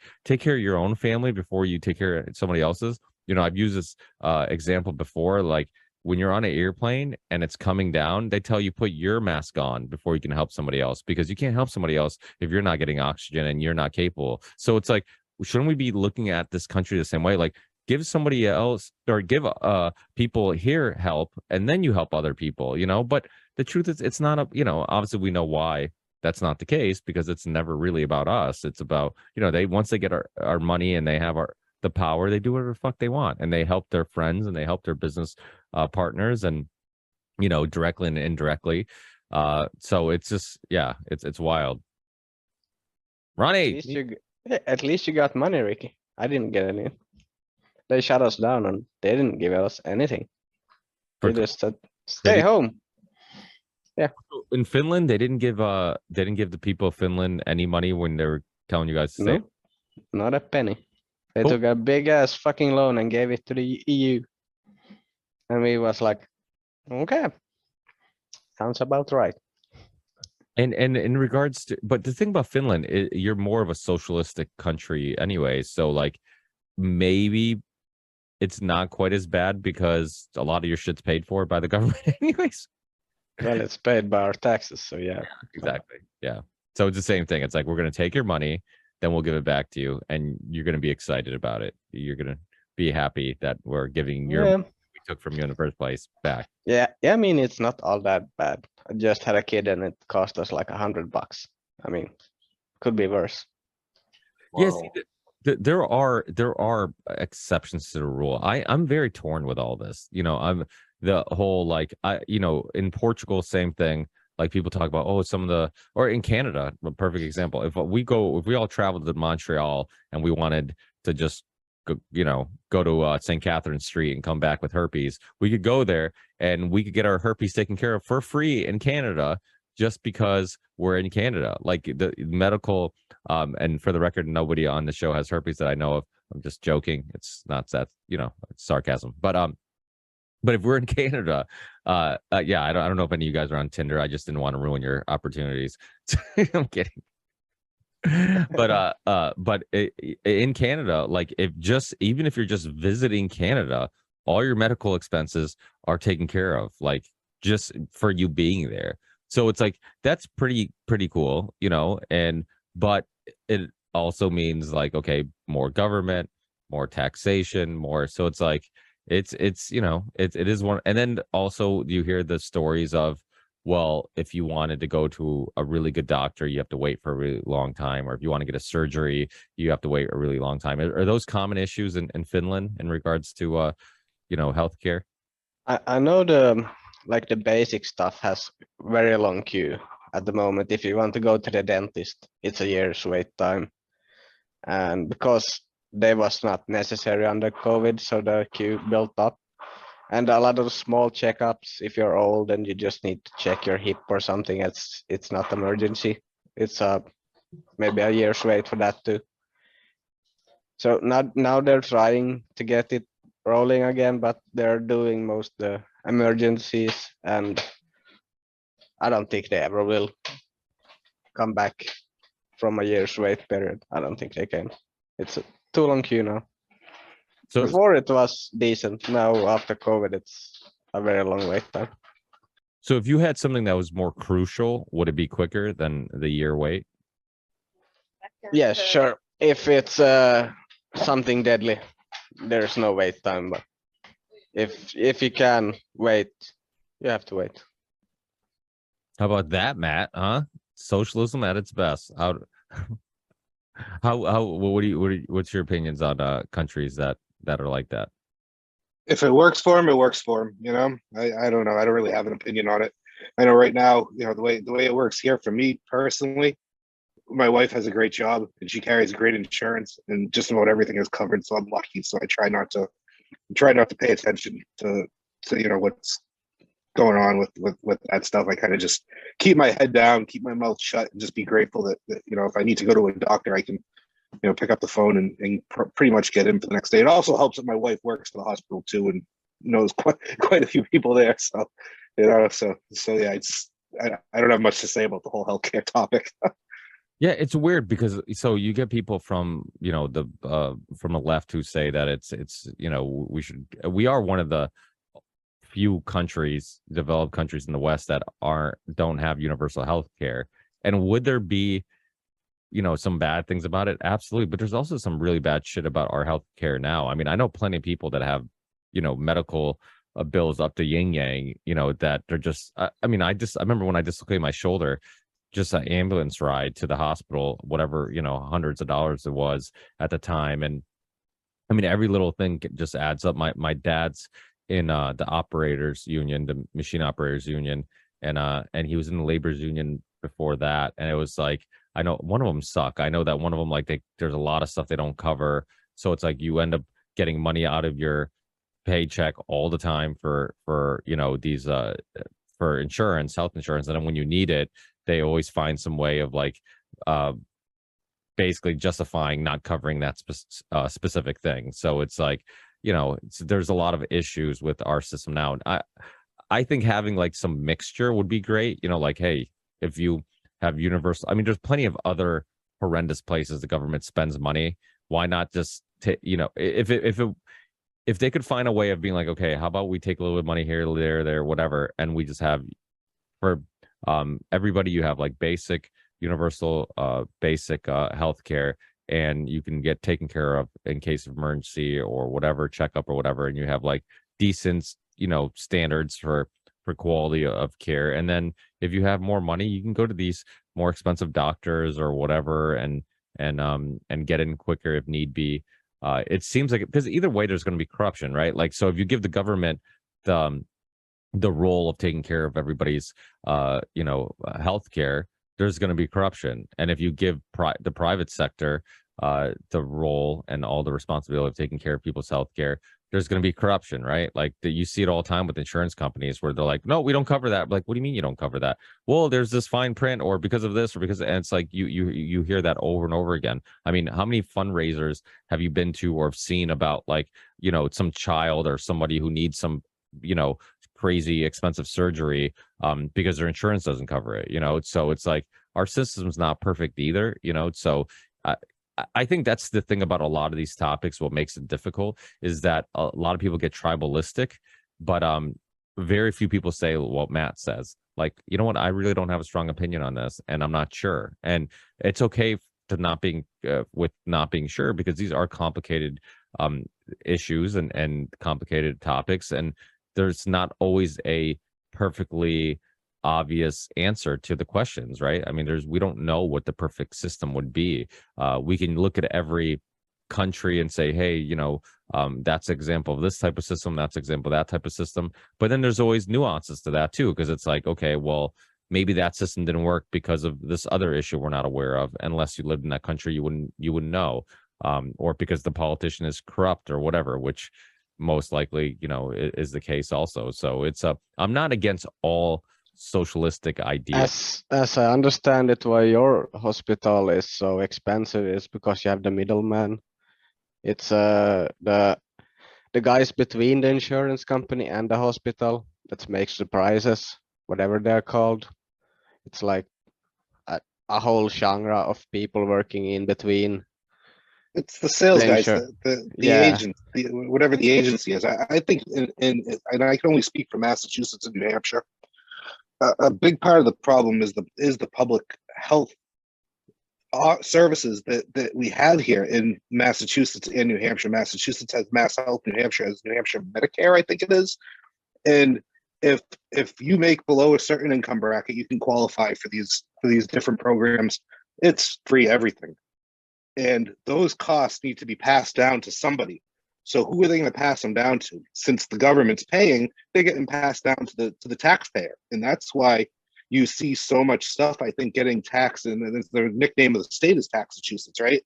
You see so much stuff getting taxed in Massachusetts because there is this big problem. I mean, it came to the point, and I think nationally this happened, that people were using the emergency room like they would their primary care doctor, right? So all of a sudden, everywhere you're seeing all these minute clinics pop up. Here in Massachusetts and New Hampshire, we have a convenient MD. Hospitals have their own little, minute clinics set up, and I think costs have to be absorbed, and these corporations that are probably the real head of the snake, right, are looking for their money. It's the old, good. I think it was Goodfellas or the other one, Bronx Tale. Fuck you, pay me, and they're gonna look for their money no matter what. So when they come knocking on the state's door saying we need money for these services, they gotta get the money from somewhere. So, Well, the prices of a lot of these services are completely based on bullshit anyways. If you go to any doctor, any just ask them, like, what's the price if I don't have insurance, if I'm paying out of pocket? It's always like a quarter of the price. So I'm like, so you're fucking my insurance because you're overcharging them. Then my insurance needs to make that money back, so they fuck me.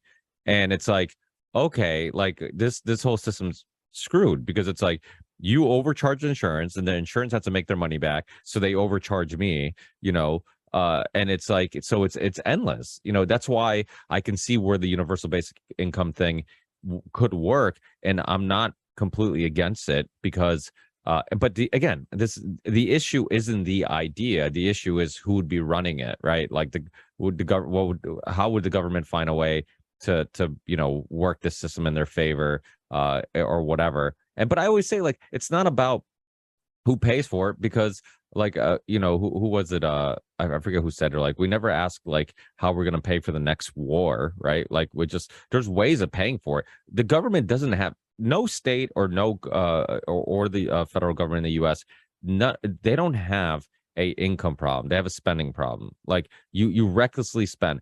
We should be giving you less money, and instead we keep giving you more money and you keep doing less with it. And it's like, we need to like get that through our head. Like, they get, I don't know how much money Massachusetts gets from taxes, but it's probably something I see it even locally in the town I live in. Like, my mother is always complaining about her property tax, and she's like, they tell me my house is valued to this, so they tax me of that.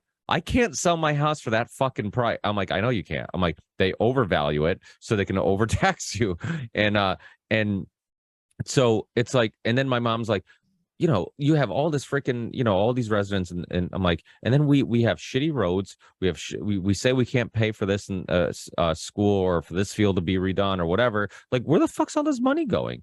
And I'm just like, exactly. I'm like, so you're literally just putting your little town now you take your little town and you like maximize it and you enlarge it, and like that's basically the way the whole country works. It's like there's a bunch of money coming in, nobody knows where the fuck the money's going, and there's tons of money coming in. I mean, you think about it, I mean, there's the federal government's just, regardless, I mean, they're printing shit anyways, they're printing money anyways, but even out of the money that they're getting just from the taxpayers, I mean, they're getting tons of money, and they just recklessly spend it. And I mean, not to quote Trump, but he's right. Like, when he travels all over the world, should be no reason why infrastructure in other parts of the world are beautiful. You drive on, nice roads. You drive over nice bridges, and you come to the U.S. I mean, in Massachusetts, there's bridges that have signs where like one lane's shut down because it can't withstand the weight of two vehicles. Like, what the fuck? Are we in a third world country? Like, what that shouldn't happen here. And infrastructure is always one of those things where I'm like, that's where we could spend money, and most people could agree that it's not like a waste of money because the construction workers, the suppliers, the everybody makes a little bit of money, and then they knowing because being in construction workers aren't known for being great investors or or savers. We'll go to the bar, we'll go to the restaurant, we'll go buy a quad, I don't know, just whatever, a new pickup truck. Like, we reinvest into the economy anyways, then help other markets. So and we would get safe roads and safe bridges and all that stuff. So it's there's no reason why our infrastructure is as bad as it is. I mean, I don't know if you guys. I know our government did that. They're building roads a shit ton at this moment, and that's the COVID money. They gave half to, and the rest there seems to be building roads with. They're building all over the place. Well, in Boston, we had I don't know if you guys remember the Big Dig. It was like the biggest construction project like in the history of the US. And I know people who worked there, and they literally would just like, everybody was just like playing cards and hanging out. Nobody was working. Materials would just get dropped off by one truck. Then another truck would come and just grab those materials and leave. Nobody knew what was going on. It was like the worst run project in the history of projects. It was like so many, and they try to I think because I remember I had I don't know if you guys remember Tabitha Wallace when from Watching the Hawks.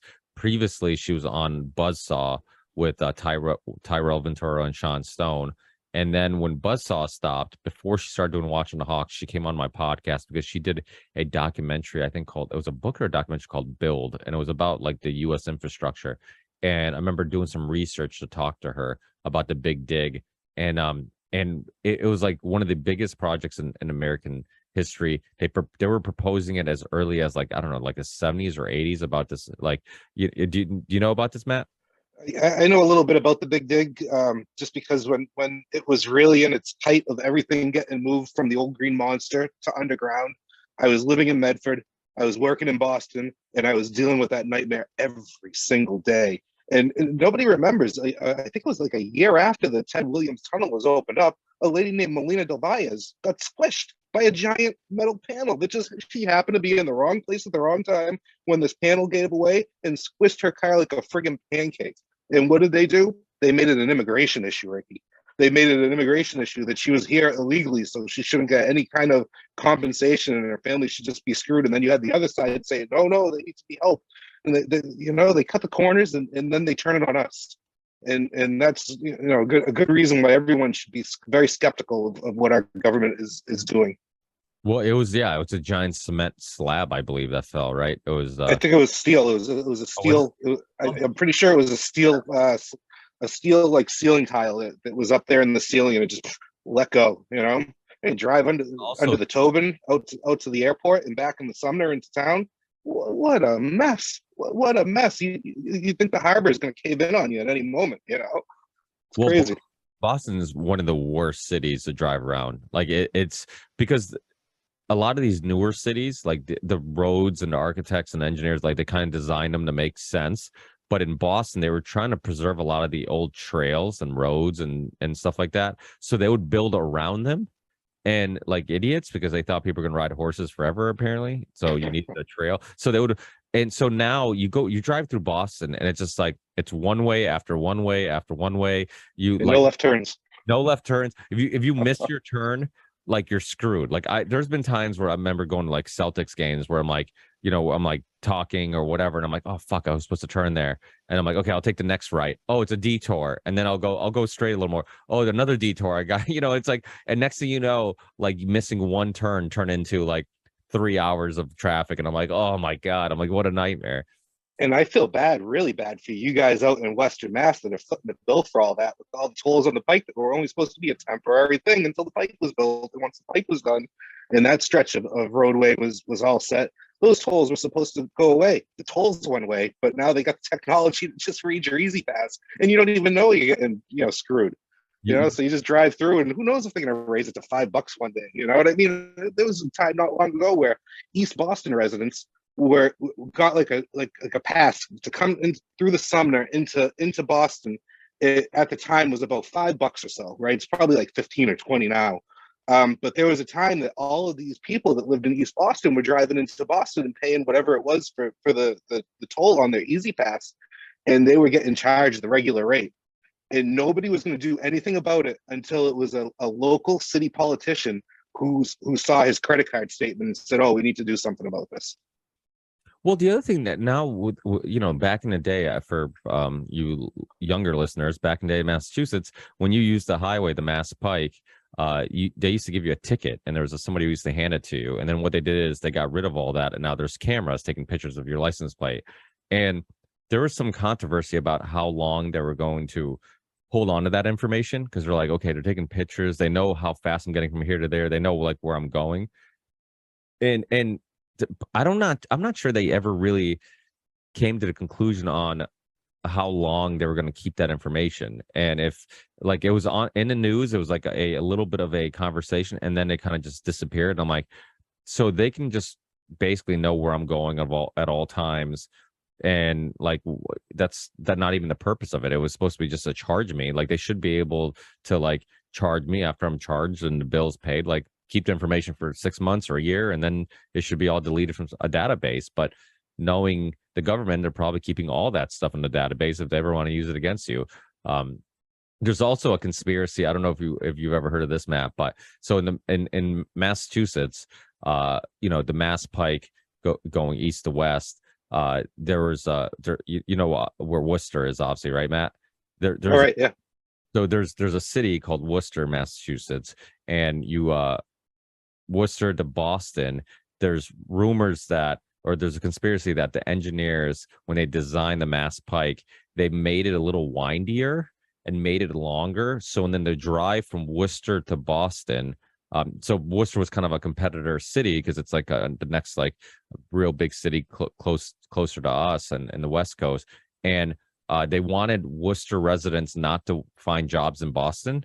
So they designed it so the drive to Boston was longer. So then people would be like, there's a job opening, but Boston's too long of a drive, and I'm like, sounds believable. I'm like, why wouldn't they do that? I'm like, people care about their own interests. If you're a politician in Worcester and you have enough pull with the architects and whatever, you can get anything done. We've done work in Springfield where literally we have. I'll never forget this because it was like one of our first times. So this was years ago. One of the first times in construction that I'm like, wow, this is all horseshit. And so we were pouring driveways, sidewalks and driveways, and doing a road in Springfield. And this guy comes out. He's like wearing a suit, like well dressed, and he's like, "Hey, so we were ready. Like we dug out his driveway. It was just gravel and dirt." And he's like, "Oh, when are you gonna pour this driveway?" I'm like, "Oh, we're hoping to pour it later in the week. We'll notify you to make sure that you can get your car out or whatever, this and that." And he's like, "Oh, is this how big my driveway is gonna be?" I'm like, "Yeah, according to the plans, that's the width of it." He's like, "Okay." He gets in his car, he leaves. The whole week goes by. We prepare his driveway. We pour the driveway. And then the next week, the city inspector engineer comes up to us. He's like, "Hey, you're gonna have to re-pour that driveway." I'm like, "Oh, did we fuck up?" I'm like, "What did we do wrong?" And he's like, "No. He's like, we need to make it wider." And I'm like, so I looked at him. I'm like, "So who lives there?" And he's like a attorney who's really good friends with the mayor. And I'm like, "Oh, okay." Because and then I told him the story. I'm like, he was just out here a week ago asking about the width of his driveway. I'm like, why the fuck did somebody tell us right then and there, like, hey, let's make a little wider? Now they literally paid us for all the extra work of digging it out and repouring it, all because this guy knew the right person. So it's like, that's just like a small example of the bullshit that happens in, the reckless spending in government. And I'm sure everybody has examples like that. I have a question about constructions. Why is it always 5 guys to do one job? Is there a reason for that? It makes no sense for me. I'm Unions. watch I'm Uh, watching the guys in there's like a grave digger or whatever it's called, Yeah, the machine, whatever. excavator, yeah. And it's one guy in the hole and four guys around and the ones that's operating the machine, and they're all like standing there. I'm like, tell me what's going on. All right, so there's two things I will add to that. Okay, I've been working construction since before I graduated high school, and I have a lot of respect for anybody who does labor intensive work, construction workers, pavers, roofers, siding, carpenters. I have a lot because I've been around that field for a long time. A lot of these guys are just simple guys who work their fucking ass off, who just want to, who really don't get a lot of respect. I mean, yesterday we were down a guy, and instead of being in the office, my dad's like, "Hey, like we need you out in the field," and basically I can be out in the field and help him out because most of my life I've been out in the field. But as years have gone by, living in Massachusetts, the workload in regards to paperwork just keeps increasing and increasing and increasing to the point where now, like, I spend a lot more time in the office than I do out in the field, because it's just impossible to keep up with paperwork on my own. But but I was out there, and it's like it's 90 something degrees, we're sweating, we're working our ass off, and it's like, there's people who do that every single day, and like nobody appreciates the fact that while people are jumping into their like AC car, into their AC building, we're outside on the blacktop. We're actually adjusting structures yesterday in Westfield, which is where my dad got pulled over bringing the Bobcat to, and we're like jackhammering the structures, the manholes and catch bases, and then we're digging it out, and then we're adjusting them, putting them, bringing them up inch and a half, because then they're repaving the roads. And and my point of saying all this is that, like, it's kind of labor intensive work, right?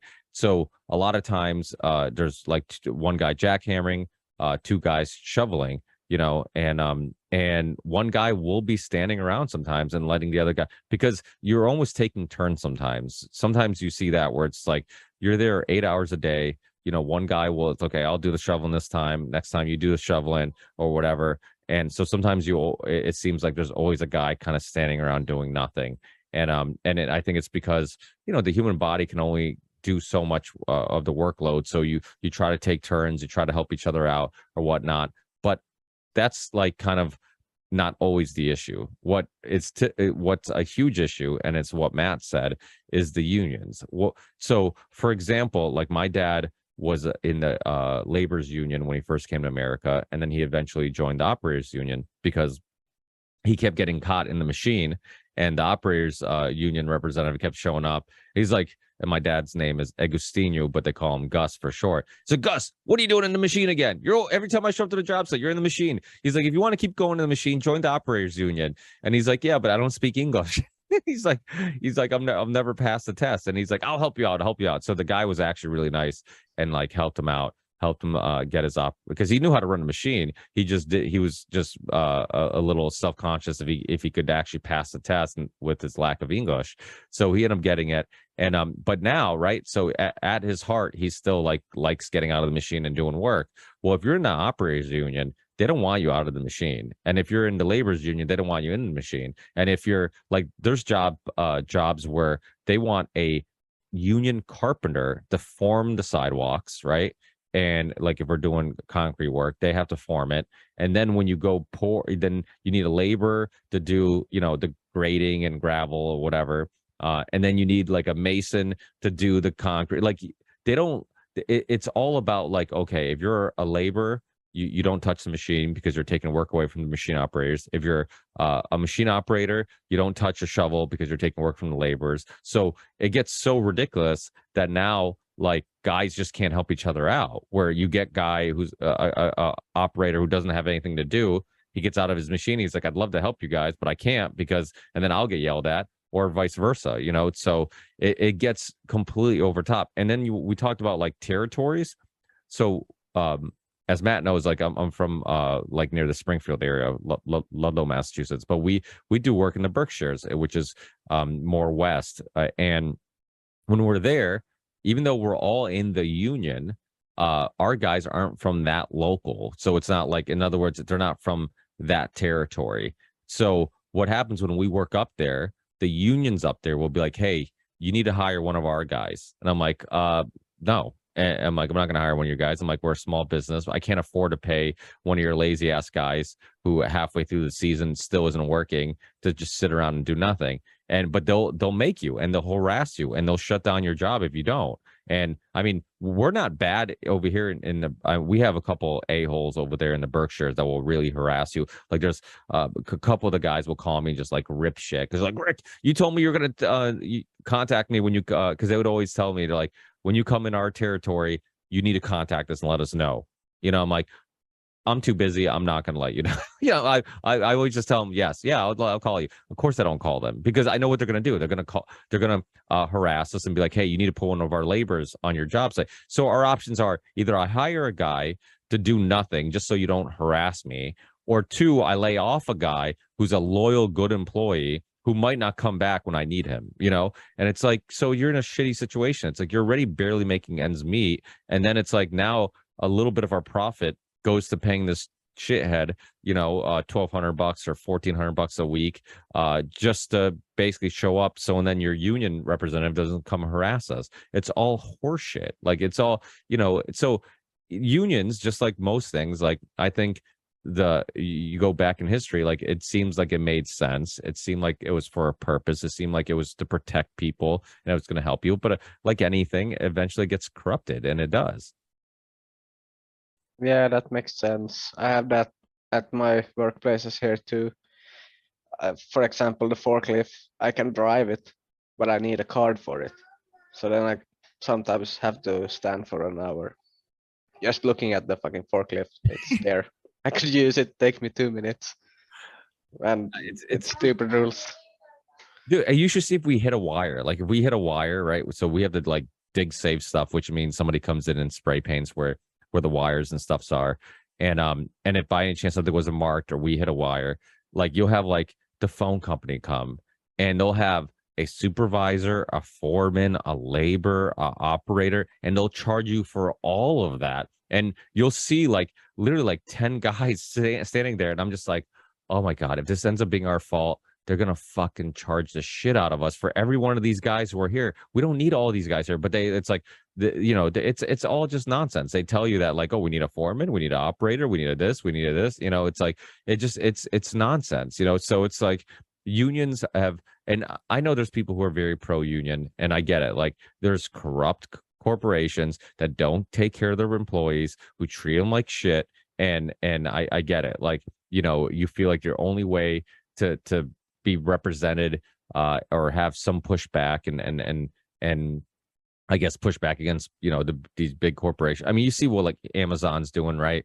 They're talking about Amazon taking the tips away from their drivers. Did you guys hear that story? Remember a while ago where like they were getting tipped, but Amazon was keeping their tips and they weren't telling the drivers. Something along those lines. And you see the way they treat them in like the warehouses.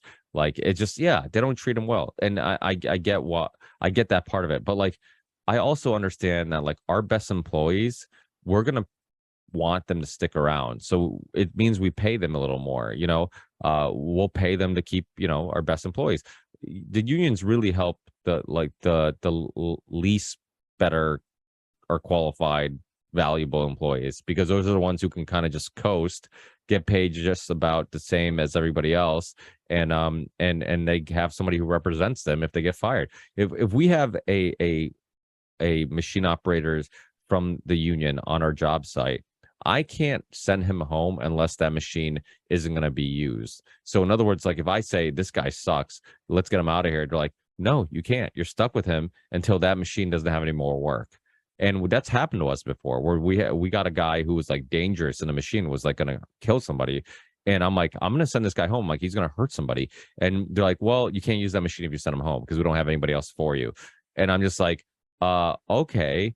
So I call my dad and I'm like, Dad, we're going to park this machine and I don't know what else we have available, but bring me anything. I'm like, because I'm like, this guy's going to kill somebody and we're going to have a lawsuit in our hands. And so we end up parking the machine and not being able to use it for a week just so the union doesn't harass us, because God forbid they try to see it from our perspective, where it's like, hey, dude, like this guy's harmful. He's gonna hurt somebody. He smashed one of our trucks because he was getting out. I don't know if you guys have ever been in like a excavator. When you get out of them, they have like these joysticks that look like, you know, toys. They look like a video game. And but when you get out of the machine, you're supposed to there's a knob where you pull these joysticks up and they get deactivated.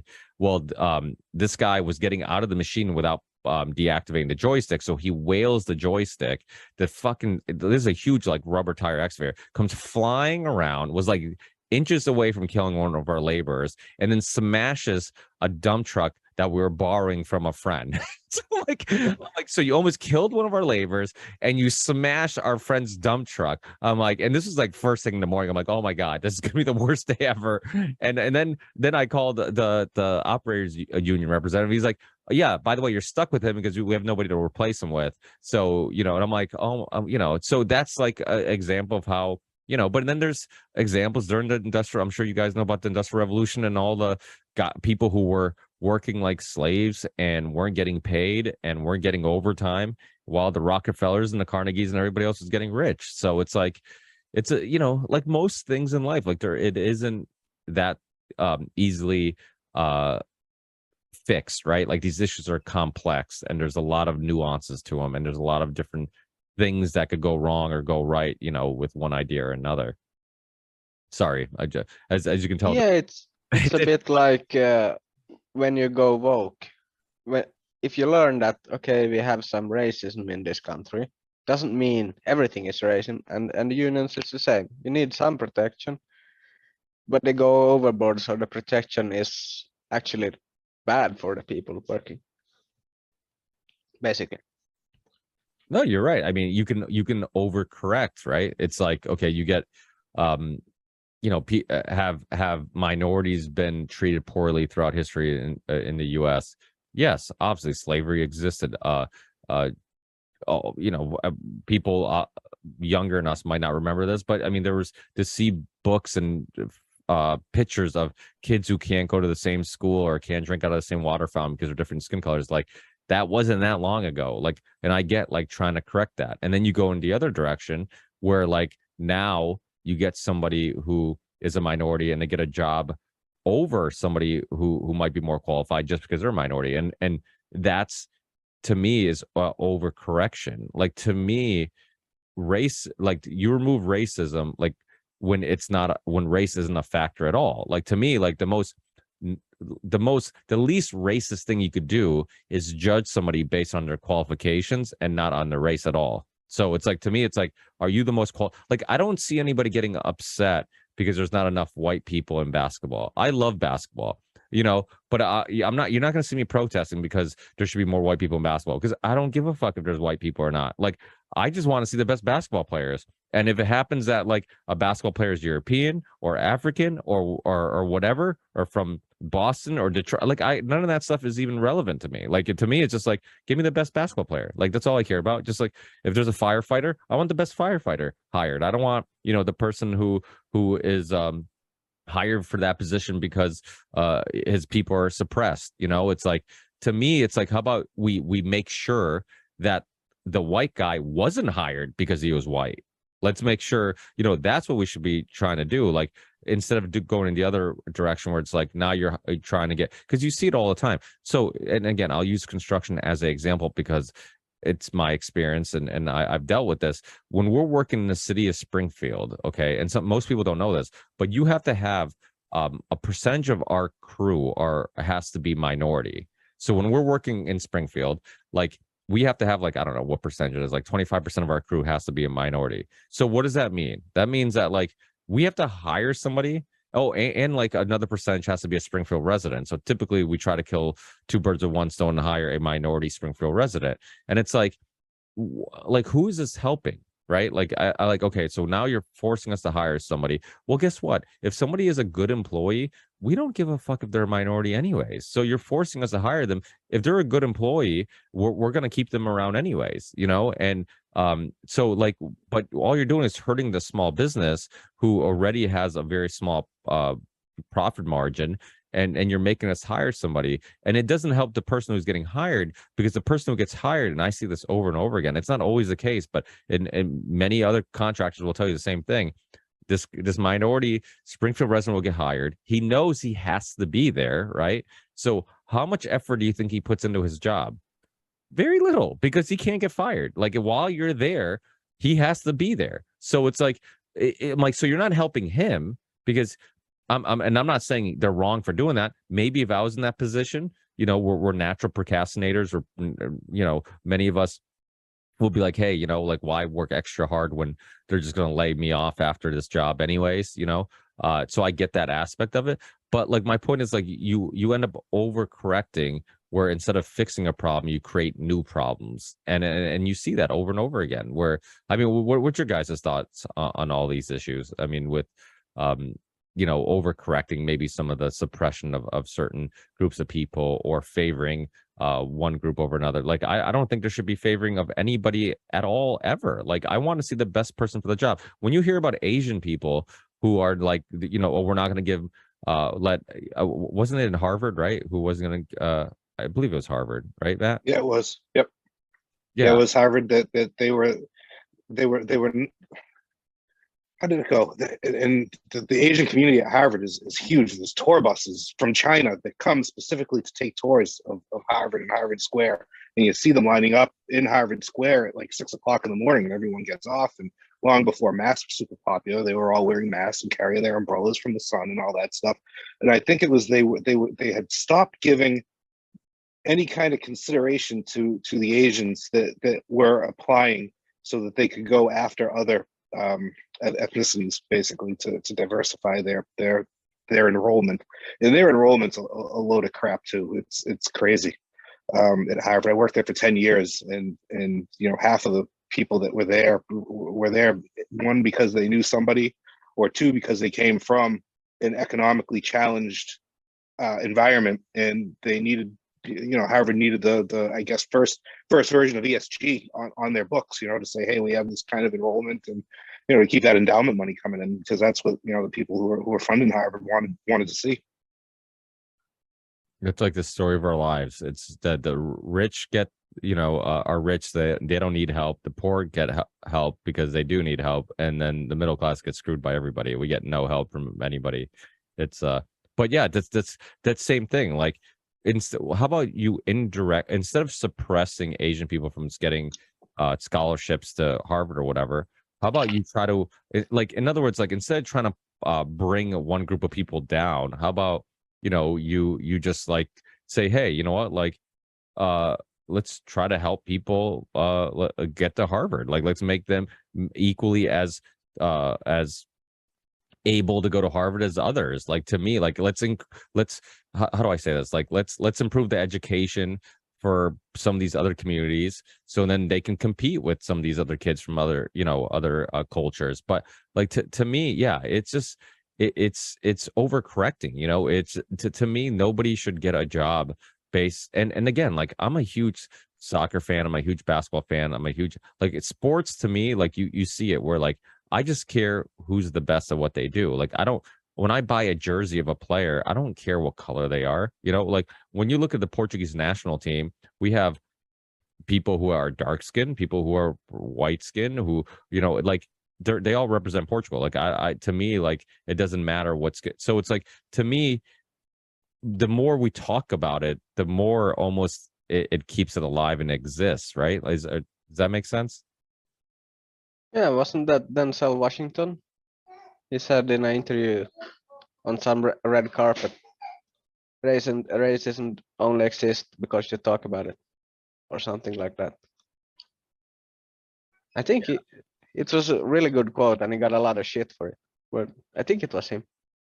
I think I feel like I remember hearing that, and and maybe it's not 100% true. Maybe, like, if you don't talk about it, doesn't mean that there's not going to be racist people out there.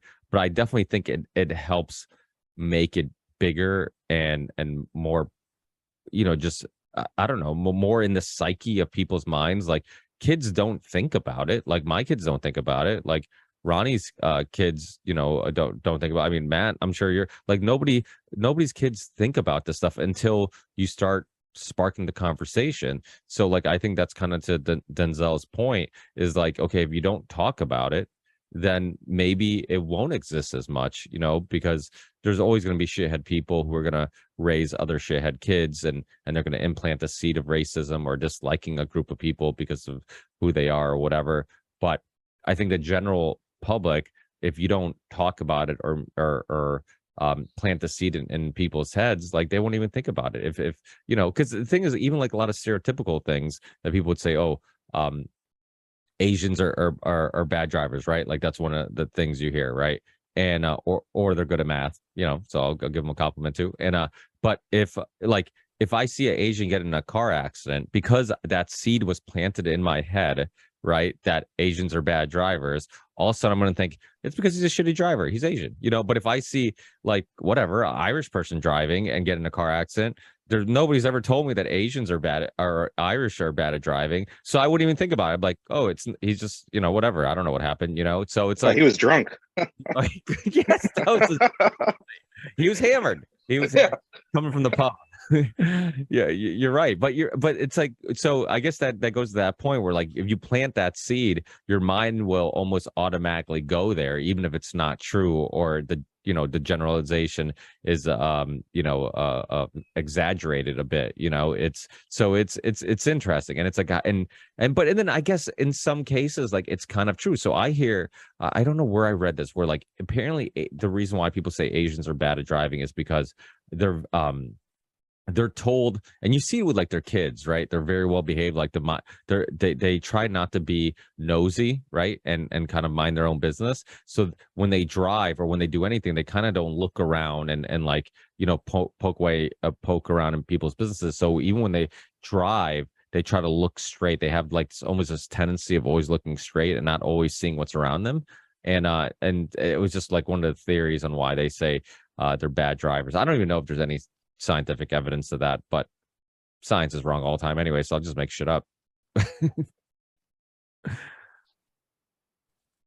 That's weird, because in my experience, Asian drivers are good drivers, because I've seen them drifting in Fast and the Furious. Good point. They are very good at drifting, and Tokyo Drift was what was that, Fast and Furious 800? I don't know which one that was, but it was I hear they're making another one, because when the cow keeps giving milk, you just keep milking it, I guess. Jesus, how many more Fast and Furious they can come out with? But you're right. So if they can drift, they just can't drive. I'll take it. This is where you learn stuff on the Ripple Effect podcast. Where nothing useful at the moment, but No, but it's a good laugh. And and that's another problem too, is we can't laugh anymore, right? If someone says something that's funny, it may piss someone off, and you don't want to laugh because you don't want to piss someone off. Fuck it, piss people off. That's what it is. Well, I like I have friends from so many different nationalities and backgrounds, and we don't get mad when we bust each other's balls. I mean, that's a very East Coast thing. You're from New Hampshire, you spend a lot of time in Massachusetts. Like that's an East Coast thing. Like we don't take that offensive at all. Like what are you, Italian? We're gonna make some Italian jokes. What are you, Portuguese? We'll make some Portuguese jokes. Well, you're Irish. It's like we just bust each other's balls, and it's like you can't take it too personally. And it's almost like we've given too much value to the way people feel, where it's like, okay, how you feel is somewhat important, but when you're getting so sensitive, where like you're giving me pronouns, I'm like, then like we have an issue. Like you got to loosen up a little bit. And I'll never forget this. Like so back in the day, I was a big Conan O'Brien fan. I stay up late when I was a kid, and of course it was on Conan O'Brien, and this is when he was on after Jay Leno. And I remember him telling the story about how he was coming back to Boston, and he got off like a bus or something like that, or he was going on a bus, and he gets in line, and he didn't realize it, but he cut somebody, and he just he didn't realize some of these other people are in line, and the guy the driver of the bus is outside the bus, and he's like, "Hey, Conan, get back in line. Get to the back of the line. He's like, what are you talking about? He's like, you think we care that you're Conan? And he's like, go back to the line, you know, and Conan O'Brien's like, he's like, that's one thing. He's like, it hit me. He's like, I'm in Boston. He's like, they don't give a shit that I'm Conan O'Brien. He's like, they'll still bust my balls, you know. And he's like, he loved that. It was like one of the things he loved. And we look at a lot of East Coast comedians, guys like Greg Giraldo that I loved growing up. You know, the Nick DiPaolos, you know, even Rogan, you know, kind of an East Coast guy.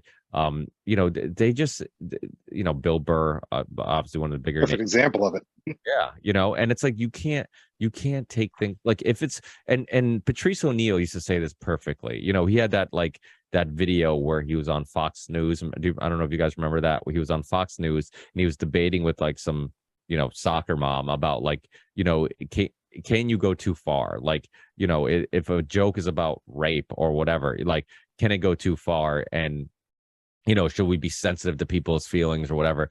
And he was trying to explain to her, he's like, listen, you don't understand. He's like, there is no line, because he's like, if my purpose is to try to be funny, he's like, that's what should be important. Like, I'm not trying to hurt anybody's feelings. I'm just trying to be funny.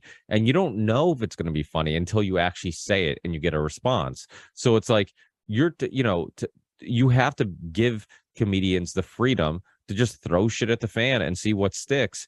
And it's like, you know, if you say, hey, you know, this isn't funny because it's about rape. Well, if I have a whole like club laughing, then it is funny. Then it doesn't matter it's about rape. You know, it shouldn't be, you know, and it's like, I feel the same way. It's like, it's like, it's all about intentions. Like if you're trying to be funny, if your intentions are to try to make people laugh, then I'm not sure there's anything that's off the table. Like I used to love, you know, Tosh Point oh and his stand-up. Daniel Tosh's stand-up was awesome. Anthony, whatever, Jeselnik. Jeselnik, yeah. Yeah, He's fucking rough, but he's funny as fuck. He's fucking hell. If people think like Bill Burr's bad, like you have not watched, and I haven't watched Anthony Jeselnik for a long time, but I remember back in the day, I'm like, this dude, like even I would cringe sometimes, like, oh my god, like I think he went too far, you know, like That's the great thing about it, because you're laughing on two jokes, then it's come one that you're like, go fuck yourself,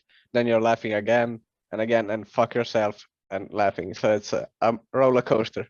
Yeah, and I'm not even sure he could like imagine if he came out today. Like people are talking about Dave Chappelle and Bill Burr, like Jeselnik or even Tosh Point oh. Tosh Point oh used to push the boundaries quite a bit too.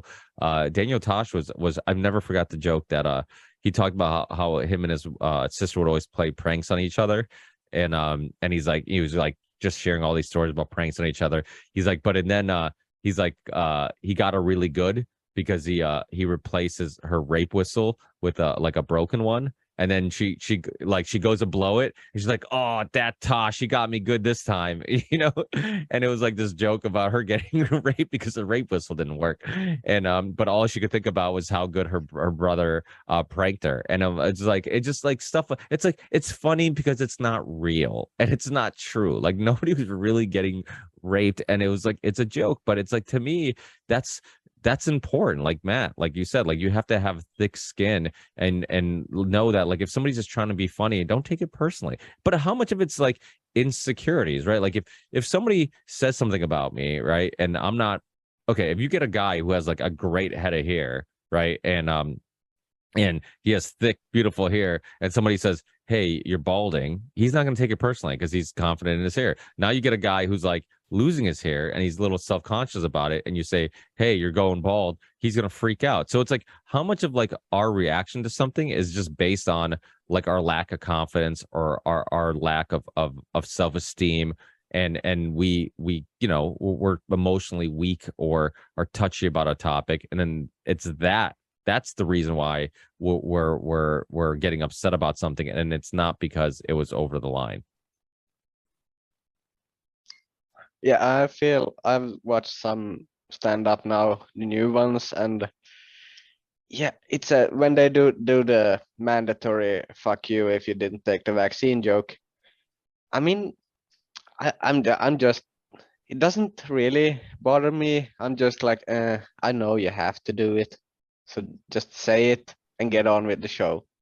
And the show is most of the time decent after that.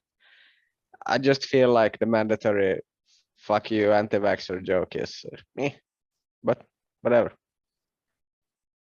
That's my 2 cents. And also, I just checked, and Anthony Jeselnik, he has, at least in Finland, 2 shows on Netflix still. So if you have time tonight, check it out.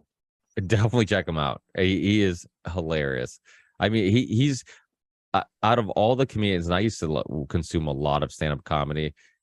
He was definitely the one that would push the envelope the farthest, like not even close. Like, I mean, he would even make Daniel Tosh probably cringe. Like he was that. I mean, just some of his jokes were just hysterical. But that's the thing. Like you make fun of everybody. Remember Ari Shaffir? I don't know if you guys remember. Oh my God, what was that? That skit he used to do. The something racist. You guys remember this? See, I've been following some of these guys for a long time because I was really in a stand-up comedy. Ari Shaffir, I think this might have been his first like claim to fame, the first thing that really blew up. But he used to do these like skits that were fucking hysterical, right? And so he's Jewish, as you guys know, right? One of the skits was he went into a Jewish grocery store, right? As I don't know if he was pretending to be Catholic or Christian or whatever he was, but he wasn't pretending to be Jewish, and he was trying to he had a petition where we were trying to get Jews to sign to apologize for Jesus Christ and for killing Jesus. And he was and they didn't know he was also Jewish. I think he was pretending to be Catholic or Christian. And he just like, he's like, you really should apologize. I think it's like, it's time to apologize. And like, you know, and he's like trying to get these people, and it was fucking hysterical. And it was funny because he's Jewish and like, they didn't know he was. It was also funny how damn polite Jewish people are, because I could not believe how many people would politely just say, no, I'm all set. I'm like, he's literally calling you a murderer and wants you to sign a petition to apologize, and you're like politely just like not being too offended by it. But it's just like, it was so fun. I'm like, but you look back and it's like, that wasn't that long ago. And I'm not sure like some of the stuff that we grew up watching could even be released now without like a uproar, you know, of things. Andrew Dice Clay, he'd be a good example of not being able to be released. I think he's softened up his act a little bit. I know he still does some stuff, but he's definitely one that, man, those nursery rhymes, holy smokes. And you know what happened is he would do those, people would get pissed off, stand up and walk out, he'd crack a joke at it, and that was the end of it. You know, somewhere along the line we lost our thick skin, and like you were saying about the ball busting, where I grew up, that's a rite of passage, man. If you couldn't get your balls busted and deal with it, you couldn't hang. You know, it's crazy. There was a time too that I remember, and it's not too long ago, probably early 90s, Two Live Crew was coming out with all their, you know, controversial lyrics and whatnot, and a lot of people, a good majority of them, banded together and came up with the whole censorship is un-American thing. And there was a fight against censorship and a fight against Tipper Gore sticking profanity labels on you know, various, you know, albums that hit the metal industry. We were talking about metal earlier. It hit them hard. It hit my hip hop industry hard. And you know, and that was fought and that was resisted, and then somehow it all stopped. And now, you know, if we listen to hip hop, we're not even allowed to understand what they say because they all friggin' mumble with gold teeth in their mouth. It's ridiculous, you know. So I don't know. Getting back to the whole thick skin thing, man. Yeah, it used to be a rite of passage. Jeff, you want to add? No, excuse me. No. When you mentioned Ari, though, I mean that guy can really. He can really push the envelope on some of the stuff that he goes into. Have you ever seen his Instagram? No, I'm not sure if I follow him on Instagram. Does he post a lot of stuff? Oh yeah. It's definitely you need to look into that one. It's pretty cool. And some of the stuff that he'll post on there is just like, whoa. What's your opinion on but I mean, being a metalhead like myself, I mean, you got to be all for you know, offensive everything, right? Like you can't censor art, you can't censor, you know, I mean, I don't know if you guys remember that there was that case where somebody committed suicide listening to a Ozzy Osbourne song. I don't know if it was Ozzy or Black Sabbath album or something. But it I was think it was Judas Priest, Ricky. Judas Priest.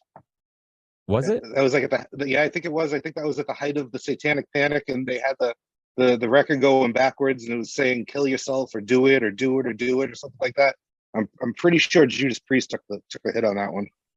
Well, there I was could be wrong though.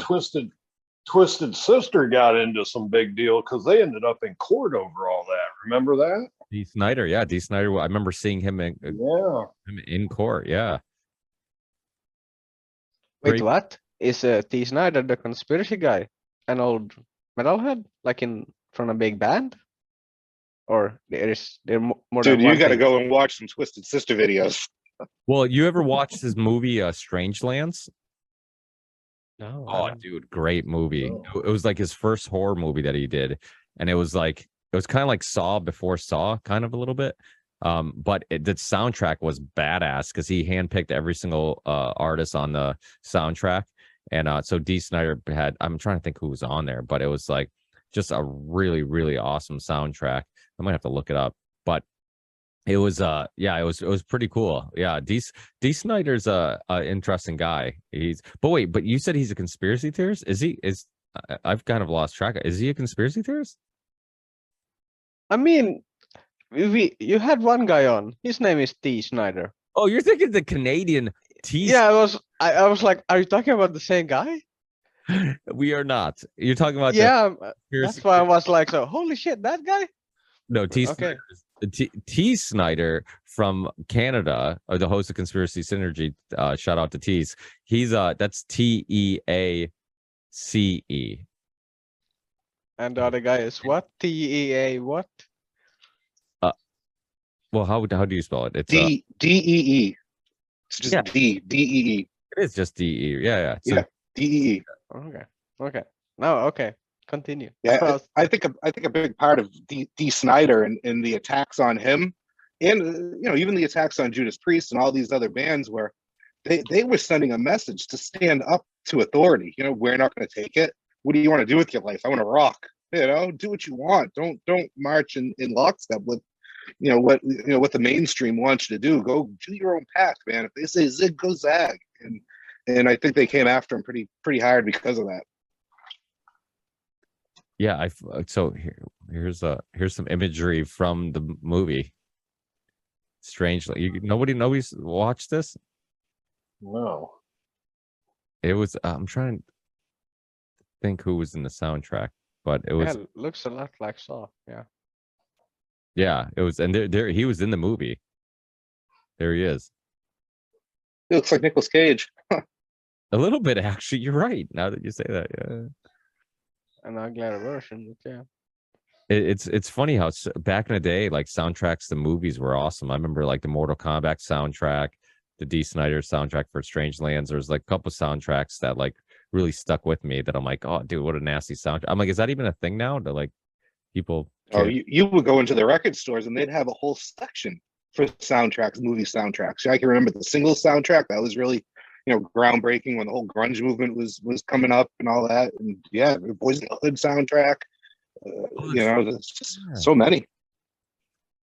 Yeah, I don't. That's not even a thing anymore, right? Like nobody gives a shit about soundtracks. I think the last soundtrack they do have them. If you go to like Apple Music and look up like a certain movie, they'll bring the soundtrack. But we've lost that whole going to the record store and physically touching this, so you don't even think of it. You can just download the song and put it in a playlist and not even realize that there's all these other songs in the soundtrack. Well, albums aren't even a thing anymore. People just buy the song they like, or they stream the song that they like. I remember growing up, like just sitting in my room, like opening a CD, as frustrating as that could be sometimes, because they had too many fucking just stickers or whatever, they like labels, and like, okay, get through one label, now there's that like other label on top that you got to peel off, and I'm like, I just want to listen to the album. But you open it, you put it in, and then you open up like the artwork, you're like reading the lyrics, you're reading whatever thank yous they might have to other bands, you seeing who else is on the track. That was always cool. I'm like, wait, is this what's his face from that band on this track? And you open up the booklet and it's like, oh yeah, featuring blah blah blah, and it's like it was like it was a cool experience. It was like a journey into the musician's mind and vision, right? Because like the album was a vision, and it's like the the tracks were all listed on a certain order, right? Like, so it was like so the whole album was like a journey. You had like the opening track, and you had like the last track and the middle tracks. You had the artwork, which represented the feel of the album. I remember Obsolete by Fear Factory, one of my favorite albums till this day, and it was just like this whole man versus machine theme. And I remember just opening it up and just reading the lyrics, and I'm like, what? You feel like your brain, your imagination just goes wild, and you're like taking into this journey, this vision that they had. And you're listening to the album, and there's none of that anymore. And so it's changed the whole music industry, because now it's just like it's more about having the one hit than it is about an album. I don't think anybody works out, puts together a whole album from beginning to end anymore, really, like they used to. I mean, it's more about collaborations too, because collaborations is kind of like the Union Unwanted, where you get all these people together, and then like these people get exposed to your audience, and then your audience gets exposed to that person. So you see a lot of those too, just like collaborations where it's like, let's just get all the top stars, put them on a track together, and then we'll make more money, And so music's in a weird place right now. Jeff, you or Matt listen to anything current? Is there any like new artists, or you guys still like kind of listening to the stuff you grew up listening to? You guys listen to anything current?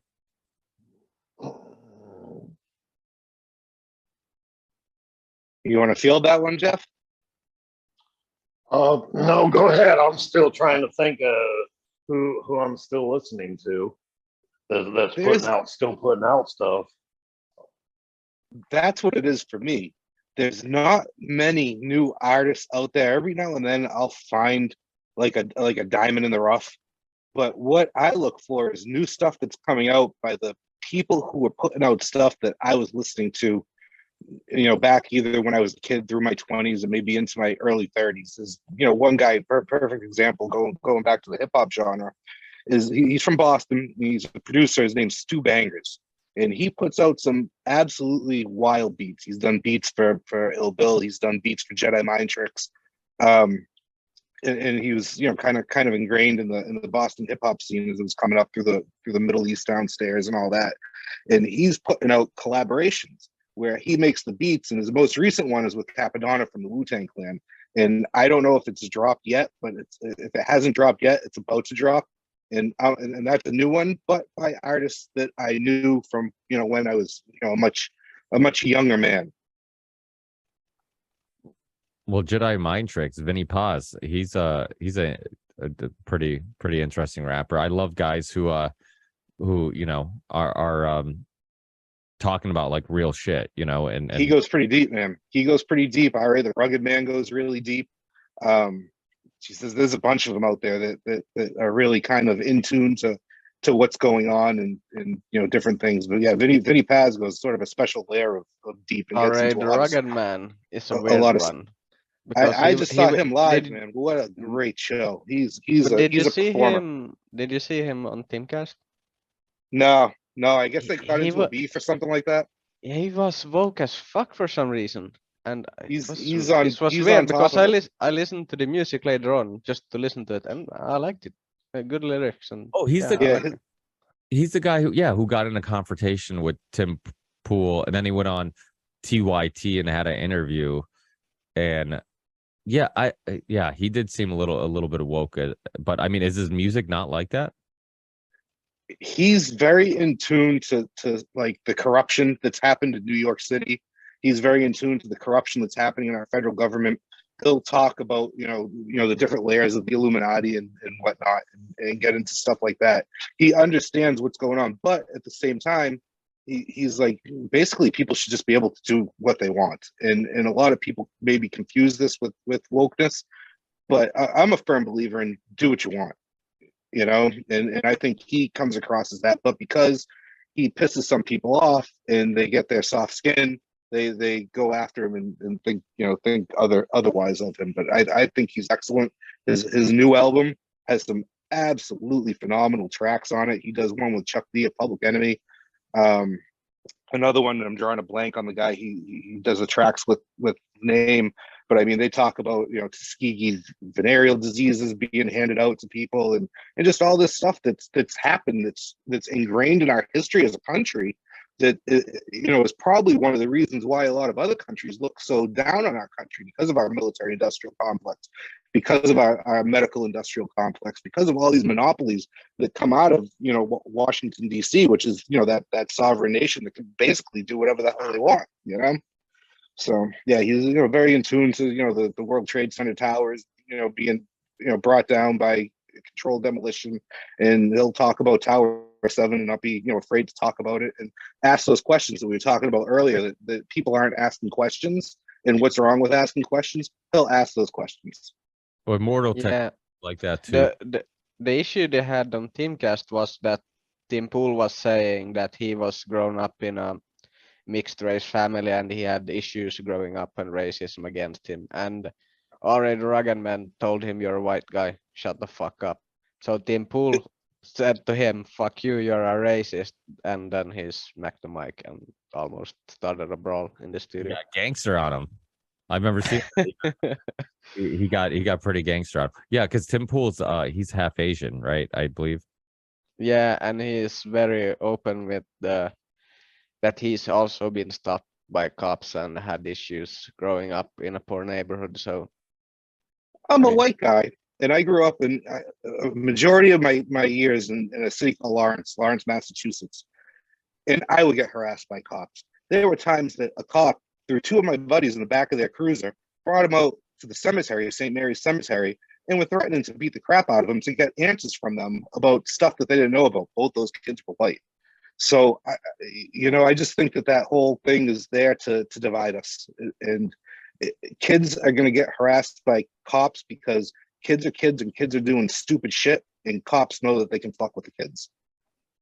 yeah, I showed my ass once to a cop car and I got scolded so fucking bad.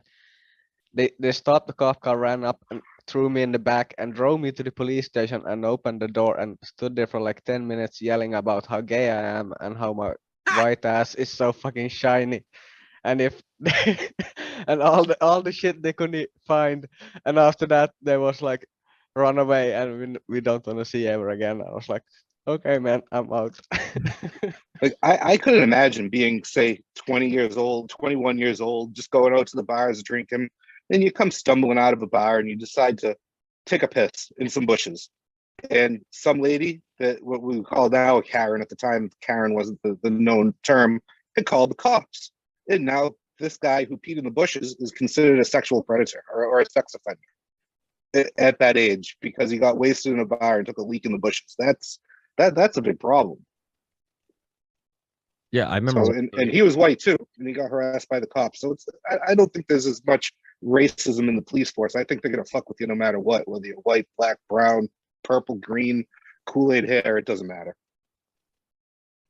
And if there is, some of it is media made too. I mean, when you create a system that ends up blocking up so many minorities and filling up prisons with minorities, people are going to assume that it's because the minorities are violent or whatnot. And I think there is some if you look at like the history of suppression of African Americans in the US, for a long time, I mean, the Black population, they couldn't buy houses in suburbs and nice places.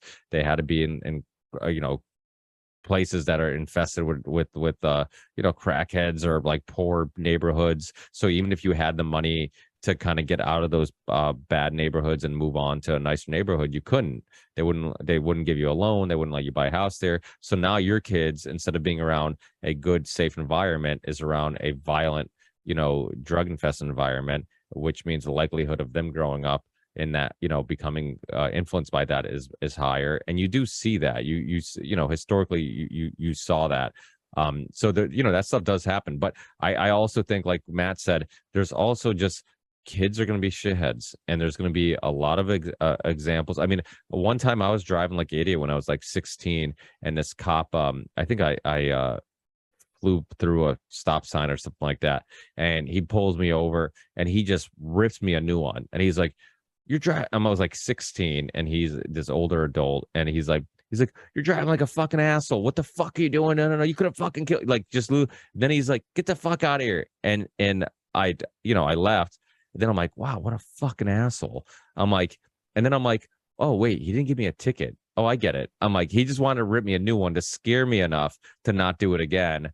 And but he at least didn't write me a ticket because when you're 16, your car insurance is ridiculously high. So I was much concerned, really concerned about getting that ticket and then having my points go up on my insurance. And so I'm like, okay, I get it. Like, but the thing is, when you're a cop, you can do that to a kid who's 16 because what am I going to do? I'm going to go complain? Like, who's going to listen to me? I'm 16. If you don't treat other adults like that because, they will complain or they will sue you or they will whatever. But, with kids, they know they can kind of, take it a little further. And sometimes I kind of get it too. Like that way of like disciplining. It's like, okay, well, I'm not going to write you a ticket, but I'm actually, in a way, I almost feel like he was helping me because he was trying to scare the shit out of me so I didn't do it again. So I'm like, okay, not the worst way of handling it, looking back at it and reflecting on it. But I have friends that were on a bike. I had a buddy of mine, Marcus, who used to come to Ludlow and play basketball with us. And one time he was riding it. He's black, and he was riding his bike back home. And a cop like said that a bike was stolen, and they wanted to know where he got his bike, and Marcus is like, dude, you're in a town that doesn't have a whole lot of black people. I'm a black kid riding a bike. He's like, it could be because I think it was because I was just black and they thought I was in the wrong town or something like that. And so that does happen too, man. Ludlow, there's a lot of Polish, a lot of Portuguese, not a whole lot of blacks, so it's like, cops will, it's not out of the realm of possibility that, a cop sees somebody who they think isn't from the neighborhood and they harass them because they think they're up to no good. And which, isn't right either, but but this stuff happens everywhere. And again, like most things, there's not a clear-cut solution to all of it. And one racist cop doesn't mean that every cop is racist. And one shithead person, if they're Irish, Portuguese, Spanish, whatever, Mexican, it doesn't mean that all people who look like him or have the same religion or nationality is also a shithead. I think we should look at each individual thing as its own thing instead of generalizing. Right, Jeff? That's it. Because it doesn't matter. Well, you can name whatever race you want. I mean, there's shitheads in every race, man. And instead of the only race that we should be, worried about is the human race. You're absolutely right. I mean, you go to a Iron Maiden concert or you go to a Wu-Tang concert, you're all singing together, and you don't care if the person next to you, what race they are, what religion they are, or what any of that stuff. You're all enjoying something together, and none of that stuff matters. And then all the differences you do have only matter when the media tells you or when the media needs you to hate somebody, or government needs you to hate somebody. Then they'll start highlighting all those differences, and then we tend to forget that we have a lot more in common than different. But can I share my screen before we go for 30 seconds? Yeah, let me make you a co-host. And by the way, plug your show. You're killing it, man. Your guests are blowing up. You're popping out a lot of shows, man. You just started, and I feel like, how many episodes are you already on? And like 14 episodes. And you just started not too long. Like how long? When did you release your first episode? A little over a month ago, I think. Month or something. Really? Yeah, but I did it wrong. I should have kept them because now I'm out. I'm struggling to find new guests. I have some in the workings, but now it will take a while to get because you consistent. Too quickly. Yeah, I was so excited. I'm like, holy shit! I talked to Richard Gage. Like 10 minutes later, it's all out on the website. And so, Ronnie, what you're trying to say is you got so excited you finished too quickly. Is what you basically? Yeah. It happens to all of us. Yeah. How can we all feel like we can relate? So, is my screen up here? Yeah, we see it. Yeah. So, what's up? Looks That's me in the middle. Just a few months ago when we won the World Series of ice hockey, and I got to sleep on the floor of the police station. They didn't. I'm assuming they're not hockey fans. Why are they doing this? They told me I can slip and fall, so I need to get out of the water. So I did, and then I jumped back in and mounted them. So That is hilarious. Hopefully, people watch that video. That is. Oh, yeah, that's I can't wait to share that with the kids when they get older. I'm gonna put the link in the show notes, Ricky. Give me the link. I'll put it in the show. That's a I'm great. doing. I'm so glad you started a podcast, Ronnie. Wait, so are you going to strictly do your show in English, or are you going to? You think doing any in? At least one I'm doing in Swedish with my cousin that's a priest. But that's because we are going to discuss religion on a level that he can't in English. And yeah, another yeah, and another one maybe because I talked to a Swedish gamer today, and he was a professional gamer, and I know him, so we might do it in Swedish. I'll ask if he wanna do it in English too, just because everybody can understand it. But if not, at least 2 shows are coming in Swedish. Is there the reason I ask is because I'm like in the is podcasting like big in Finland, and if it is, like, are people listening to English speaking podcasts? Like what do they listen to in Finland? How did you get into all these English speaking podcasts? Joe Rogan. He paved the way for me, and no, everybody I talk to listen to their own native language. They listen to a lot of. They have crimes and like teenage girls talking about sex issues and stuff like that. Basic normie shit. There's so many podcasts of just girls talking about that type of stuff, like gossip stuff, and that, and like true crime stuff. Like I still don't get the true crime stuff. I'm like, it's so popular, and I'm like, I get it, but like, how many episodes can you listen to about a murder or a murderer until you're like, okay, I've heard this story before? Like, I'm like Jeff, like I'm a very I get bored with topics, so I like to listen to shows that like the topics and conversations change a lot, because it's like, okay, I've heard something like this before, like I want something that's more thought provoking. But yeah, it's true crime shows are huge. People, my brother-in-law listens to like tons of true crime stuff, and he's always like, hey, have you heard this I'm like, no. I'm like, I don't listen to any of that stuff. And it's just like he looks at me like he's like, what do you mean you've never heard of blah blah blah? I'm like, they're not even in my like wheelhouse. I'm like, I don't listen to any of that true. So it's like, it could be the biggest true crime show on earth, and I've just never heard of it. But it's similar. I guess it's like one of those things with podcasts are kind of like music, right? Like where there could be a huge star in a genre that you just aren't, plugged into at all. And it's like, you're just like, how is this person this popular? And I have no idea who they are.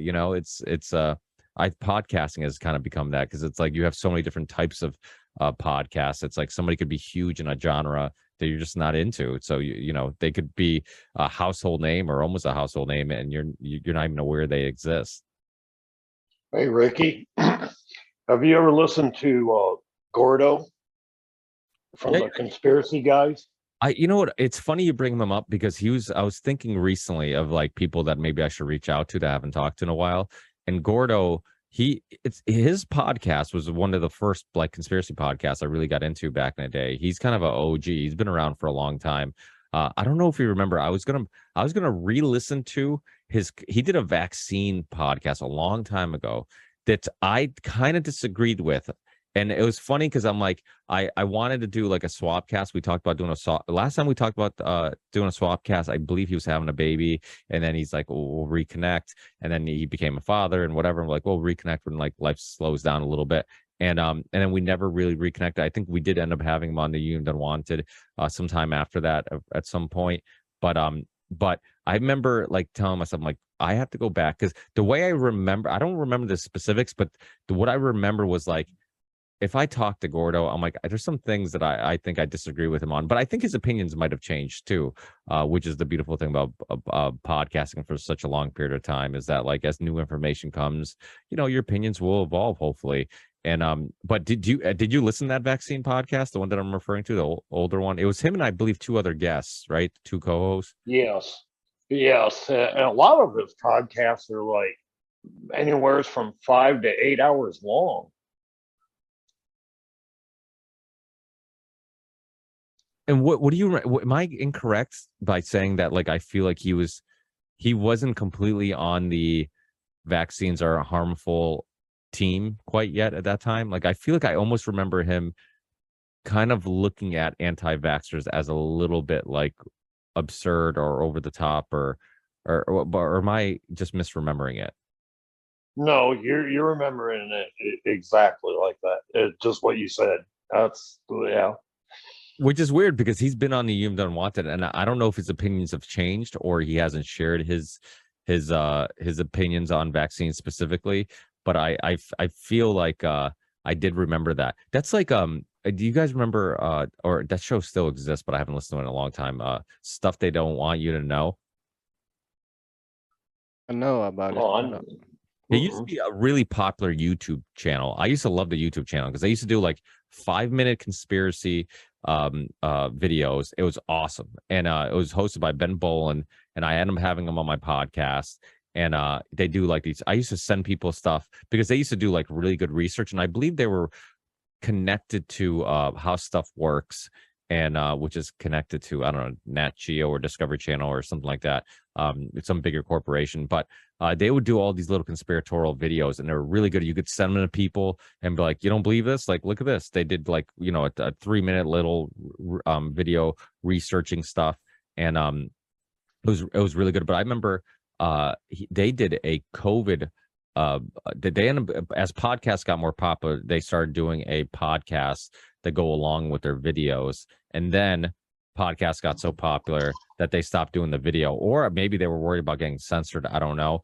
But they did a COVID-19 video or podcast like right in the beginning of this, and all like the suppression, all the like mysterious stuff, like the some of the scientists that were working at the lab that like disappeared, some of the information that was suppressed. And sometimes, like, I don't know about you guys, but sometimes like I'm like, I need to go back and re-listen to that, knowing what I know now and seeing how, like how much of that was accurate, how much it wasn't, and stuff like that. So that's another one of those old shows I want to kind of go back and re-listen to, because I'm like, I remember it had a lot of good information that I wasn't aware of. But now looking back, and at the time I was still like uncertain on a lot of things.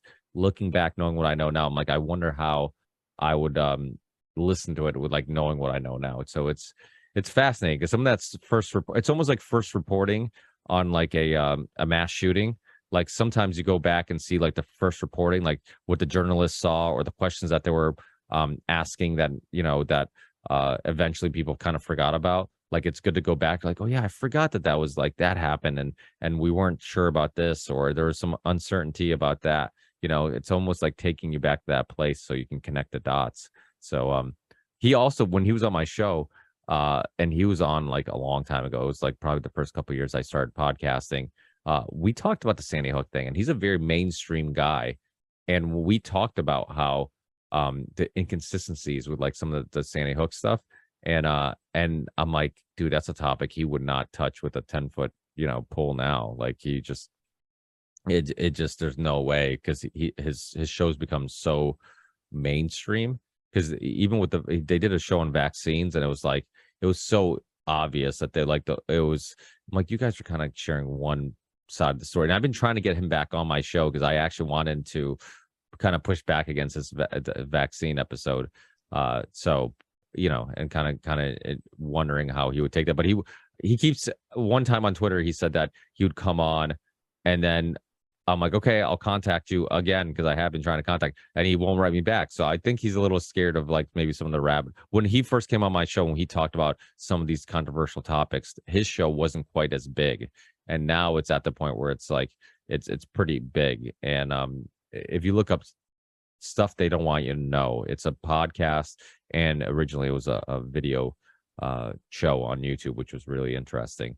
I believe you could still find it. They did stuff on like fluoride. They did stuff on the Freemasons. They did stuff on Bohemian Grove. They've done stuff on the Fed. They did like literally. There's not one conspiracy theory topic that you couldn't find a video on.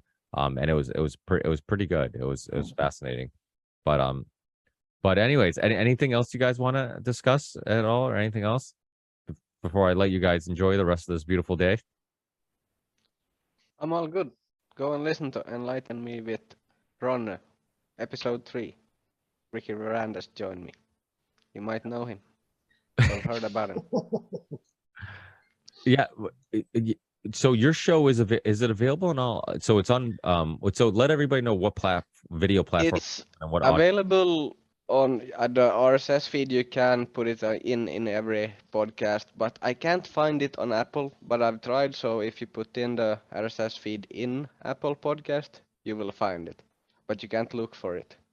For some reason, I have not figured that out yet. But everywhere else, it should be up.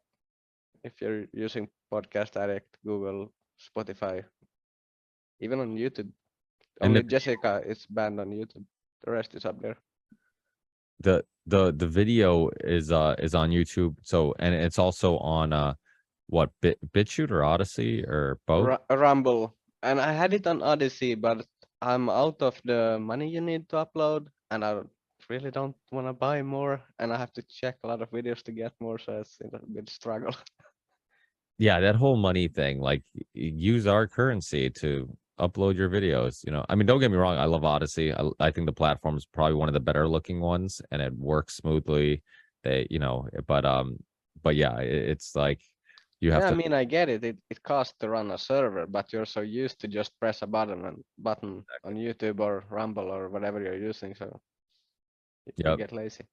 Yeah, so to check out Enlighten Me with Ronnie. I told him to do Enlighten Me with Ronnie because I got in trouble once for having the Ripple Effect podcast and other people contacting me about having the same title for a podcast. And I'm like, okay, so I started putting if you notice, like my main logo with like the blue and black like Ripple, I put with Ricky Varandas on the bottom of that, and right underneath the word podcast. And the reason why that is because I didn't want to get sued. So I'm like, oh, the show is actually called the Ripple Effect Podcast with Ricky Varandas. A couple podcasters told me, like, hey, if you put your name in your podcast title, the likelihood of somebody having the exact same name is going to be slim to none. Where if you just pick a general name, like the Ripple Effect Podcast or Enlighten Me, there's a chance that somebody out there somewhere might have the exact same show. So when Ronnie was starting his podcast, I'm like, I think I Googled it, and there was like some other podcast that had like somewhat similar names. So I'm like, hey, you know what? Just put your name in there, Light Me with Ronnie, and then there's no way you're going to run into another show with the exact same title. But definitely check out Ronnie's podcast. If you're a fan of this show, if you're a fan of the Union of the Unwanted, he's had a lot of our friends on, and a lot of great guests. And Ronnie's awesome because he's the Sam Tripoli from Europe. He's loves to go to deep dives, but he never takes anything too seriously, and you can always get a good joke in from time to time. So it's it's a good laugh. And then Jeff, Matt, you guys want to plug anything or? Go ahead, Jeff. Oh, not me. This is the first time I've ever done this. Yes, Now he's going to start a podcast. Now you just got to start a podcast, Jeff. Maybe. We'll work on Jeff. But thank you, Jeff, for joining us. I really appreciate it. For your first time, you definitely sounded better than like the first 100 episodes of the Ripple Effect podcast when I was nervous and sound like an idiot. I typically sound like idiots, which is I think some of my appeal, because most of my listeners think that I like listening to a guy that I feel like I'm way smarter than. People are always correcting me. I'm like, my listeners are actually really smart. I get people sending me shit all the time. I don't know how if that was with you, Matt, when you did your podcast, and Ronnie, but like I get people, I'm like, they'll send me research. Oh yeah, you mentioned this. Here's some research. I'm like, holy shit. I'm like, I hope my listeners don't pick up on the fact that they're way smarter than me, because then they might stop listening and start their own show. But like, there's some really smart people out there who probably should be like doing their own websites or research or podcasts who send me shit that I'm like, wow, man, like that. I'm like, I didn't even know anything about this stuff. It's pretty cool. Yeah, it I was no may pressure having Jessica Rose on as the first guest. I was like, PhD and a lot of stuff, and I was like, let's do this. Oh, I remember you saying that too. You're like, I'm a little nervous. Yeah, I think you told her, right? Yeah. I think you're like, you got a little nervous. Well, she's intimidating when you look at her resume because she really is like a little bit of everything. Like you're a biologist, you're a whatever, you're this, you're that, and but she's so like once you talk to her, because she doesn't take herself that seriously either, which is why everybody loves her. Yeah, but that was the issue. I was listening to her on your show, and then I went to her Substack just to refresh the memory and was like, what the fuck? She has a Master of Science and a Bachelor of Science and was reading science papers and taking her opinion. I was like, what have I gotten into? But now I have to go. I have to get the kids in the bed. But you do listen to my podcast. And Matt, let's talk spices someday. Sounds good, man. And I'll send you some library tokens, man. I got a bunch that I haven't used since I stopped doing my podcast because I was putting it up on library without the tokens. Wasn't getting any hits, so I bought a bunch of tokens, and it's basically how you move up in the rankings on Odyssey. So I'll find you on there, and that'll have your address, and I'll send you some. So yeah, that'll be good. Get back on Odyssey, man. It's a New Hampshire business based out of Manchester, New Hampshire. They're doing a lot of great work right now with fighting the SEC and some trouble that they got into. And the founder, Jeremy Kaufman, has some awesome friggin' videos out there. You can find him on TikTok and Facebook. And he's got a U.S. Senate race running here in New Hampshire. Him and Bruce Benton, two great libertarian guys, Free State Project alums that are doing a really, really great job kind of keeping our government here in New Hampshire in check. So yeah, look out for his stuff. Well, Odyssey's a great business. I gotta support the New Hampshire business. So I can't let you go without any Odyssey tokens. So keep looking back and I'll make a deposit in there for you. But yeah, no, I'm Matt, New Hampshire guy. I make spices. I sell them at farmers markets and online. GraniteStateSpiceBlends.com is the website, and you can find all the stuff there that takes you everywhere except for my Twitter. I don't want to mess with the Twitter and the business. Twitter's kind of where I just go off the handle and say what's really on my mind. So you can find me on Twitter at VagabondChef79. Yeah. Otherwise, GraniteStateSpiceBlends.com. I know your spice company was still kind of like a passion project type thing. Would you be comfortable putting if I put the link to it in the show description, or do you? Yeah, for sure. It's actually blowing up pretty big right now. It's moving a little faster than I ever anticipated it to be moving, and that's through the help of you having me on Union, Charlie having me on. After that episode of Union that we did the food talking, and I got sales rolling in like crazy. I was like, oh my god, if this keeps up, I'm gonna have to really scale and buy some bigger bulk of spices. So that was absolutely awesome. So I owe a lot to all you guys there on Union, man. You guys really help my business grow. Appreciate it. You guys in the Free State Project have been really the biggest supporters of what I'm doing. Dude, it was funny because you got to meet my wife when you were in town, and she was saying how much she absolutely loved the fact that the whole family is like involved in the whole process. The wife, the kids, everybody's Yep. in it. Yeah, you got my daughters. They stamp a little handmade with love stamp on the bag. Then they put the little labels on it. Me and my wife fill the bags. I blend the spices and do all the roasting of the chilies and all that stuff. And then my wife keeps an eye out on social media for me for any kind of events coming up. So we were doing just the Pelham, New Hampshire Farmers Market, which is the 3 Main Street if you're in the New Hampshire area. And we just picked up. I'm crossing borders and going into Massachusetts. And I'll be doing every Sunday the North Andover Farmers Market in North Andover, Massachusetts, which is right on Main Street in North Andover. The corner of First and Main. They take over all of First Street and just a bunch of great local vendors. Yeah, and so one thing I loved was when you first sent me some spices to try out. You gave me a little bit of an explanation on them. I'm trying to think, because I know you have a lot more now to choose from.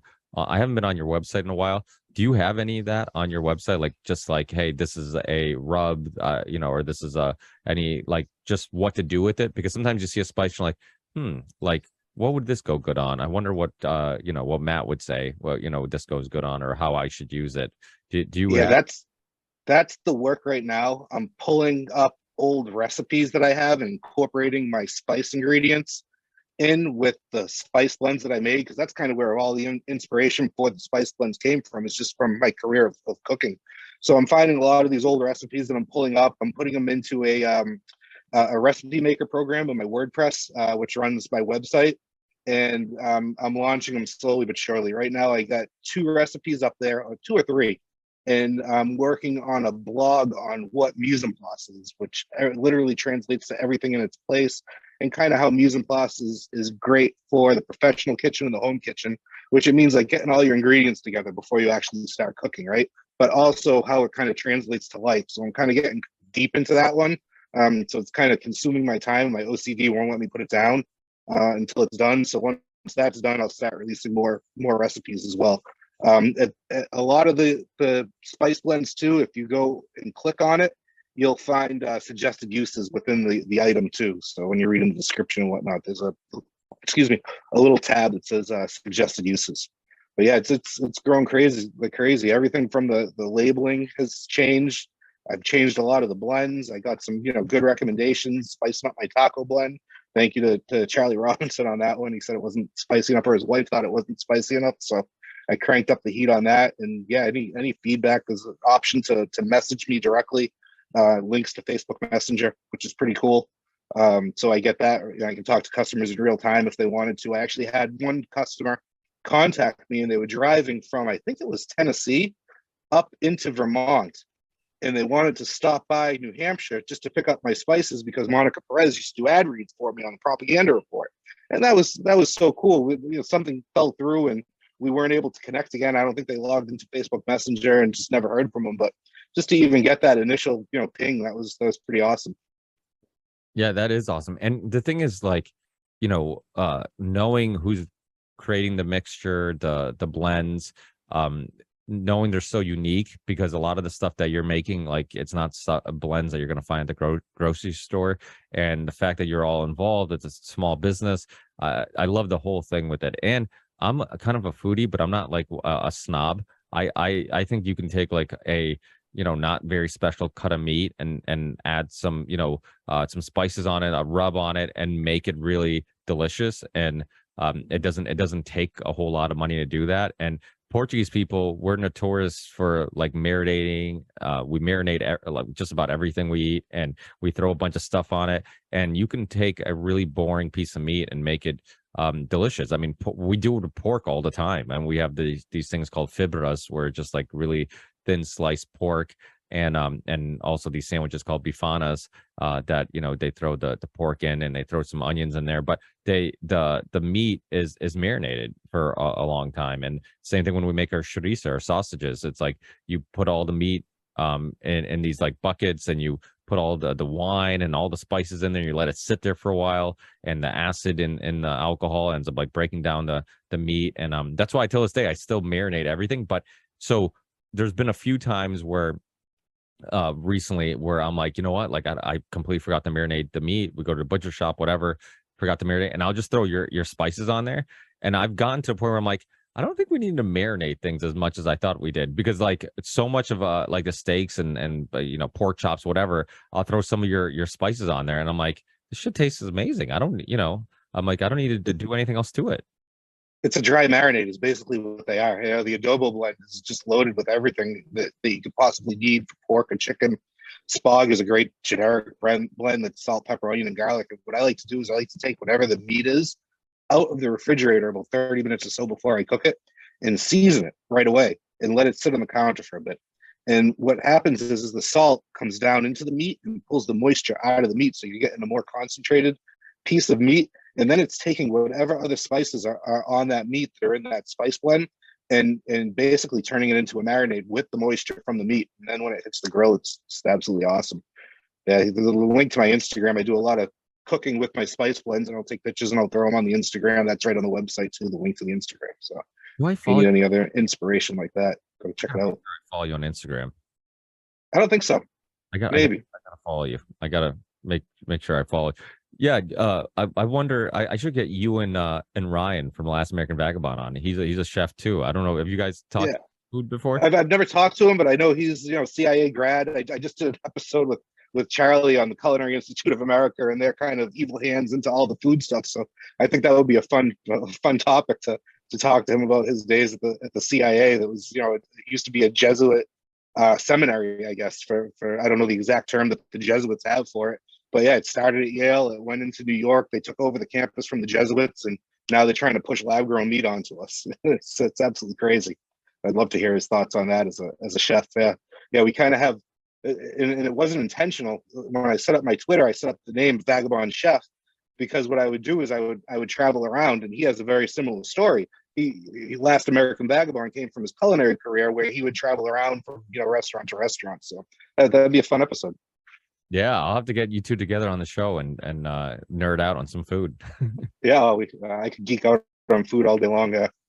Yeah, it's same here. I love eating. I think that's one of the things that we kind of it's a simple, easy way of enjoying company, connecting with others, and yet we kind of take for granted in America because it's like food's just like one of those things you just stuff calories in your mouth and you move on to work or you move on. It's like no, like eating should be a experience and something that brings us together, and it's where we share ideas and share whatever's on our mind, whatever we're going through, and all that stuff. So it's it's now it's like people are just like, oh, I don't have enough time to eat, so let me just like get a snack at the grocery or at the convenience store and just keep moving. And it's like, yeah, but then you never, you lose all the other things that come with it, the sitting down and enjoying family and friends and all that stuff. So that's all by design too. That's all by design that we've lost all that. It's no mistake or no coincidence that's happened. And yeah, they're breaking down the family structure, and part of the way they're doing it is through food. yeah, without a doubt. Rob Wolf, who I know that you tried some of the electrolytes element. Great stuff, man. Yeah, I'm still drinking them. He sent me so many. Oh, awesome. Yeah. Well, Element is electrolyte company, which I'm sure some of you guys know. It's by Rob Wolf, and Rob Wolf I've been a fan of forever. So it was awesome when he proposed the idea of making him a sponsor, because I'm like, I already use your product. I've been watching you and listening to you forever. He's been in the health and nutrition world forever. But when he was on my show, and then I was like a couple weeks later, he was on Rogan's show. And it was his last appearance on Rogan's show. He talked a lot about this food thing. He was on there with his co-author of the book. What the hell was the name? Sacred Cow was the name of the book, and there's also a documentary called Sacred Cow. And they talked a lot about this food thing. And it was actually, I didn't realize how far deep the rabbit hole he went in with like the food conspiracy. But when I heard him on Rogan's, I'm like, fuck, next time he's back, I'm like, I'm going to have to go. Cause they were talking about things like Meatless Monday and how like that was on purpose to make like you're slowly convincing kids that like meat's bad. That's why you need a Meatless Monday, because meat's bad, and like all these little techniques to kind of demonize the way we've been eating, and then eventually introduce like all these synthetic patentable foods, that they can control, which I think. Wait till. Oh, go ahead. Sorry, I didn't mean to interrupt you. That's it. I wait until cellular agriculture becomes a household name, and we talk about Bill Gates buying up all this farmland and whatnot, and I think that's the road that they're heading down. And what cellular agriculture is basically lab grown meat. There's one company out there right now called Perfect Day, and what Perfect Day is doing is making lab grown dairy. So they've taken the cell structure of cow's milk, and they've reproduced it, and they've done it in a lab. And its backings are coming from the Bill and Melinda Gates Foundation. Its backings are coming from the United Nations, the World Health Organization. All these big names that we know, as you look at things, are pushing towards this one global kind of agenda.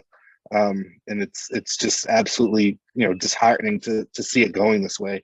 And I'll be damned if I ever feed my kid pork that was made on scaffolding in some sort of sterile environment like a laboratory. You're absolutely right. I mean, and then we'll give us crappy fake food that makes us sick and then make us dependent on their drugs. It's like it's all motivated by money and power. Yeah. And we have to take our health and our food into our own hands and take a little bit of responsibility and don't depend on others for it. So Yeah, grow some vegetables, swing some kettlebells, and everyone will be good. yeah, I like that. That should be on the shirt. Right? Grow some vegetables and throw some kettlebells. I gotta start a merch company. You should. You should do some merch for your spice company, and then you can have one of those slogans on there. I do have a TeePublic account, and I put a Granite State Spice Blends shirt on there just because I want to, I want to wear one at the farmers markets I do. So maybe I'll expand that. I'll have to re-listen to this because I forgot to grow some vegetables and swing some kettlebells. I'll forget it in a half an hour, but yeah, that'd be good. Well, thank you so much, Jeff and Matt and Ronnie. It's not here anymore, but thanks, Matt, for Ronnie for joining us, and keep up the great work. I'll put links to your spices. Please, people, check out the Spice Company. The stuff is phenomenal. I'm not just saying this. He sent me some samples to try, and we absolutely fell in love with the products. And we would buy spices anyways, and you can definitely tell the difference between just like the cheap grocery store spices that you buy, and then stuff that's thought out. And the big thing too is like also the creativity that goes into your spices, like the blends. Like there's stuff like I love like turning around, like, okay, what's in this, and you're reading it and you're like, oh, like I'm like, I never thought about blending all these together. And it saves you a lot of time because typically you'd have to buy everything separately and put it all on there. And you have all these blends already all mixed, and be like, okay, let me try steak with this blend, now let me try steak with that. But so it's awesome. It really brings tons of flavor to food, and it can really make what typically is a boring piece of meat and really bring it to life. So definitely try it, and it goes great with a glass of wine. So if everything does. That's true. That is true. But thanks again, Jeff and Matt. Hopefully we talk again in near future, and keep up the great work. Awesome, Ricky. Thanks for having us on and doing this. It's great. Thanks. And that was a marathon episode. I know. I was going to say, I'm like, this is like, I mean, Jeff's first podcast turned into, a boot camp for the Rogan podcast. So almost 3 hours over here. It's all good.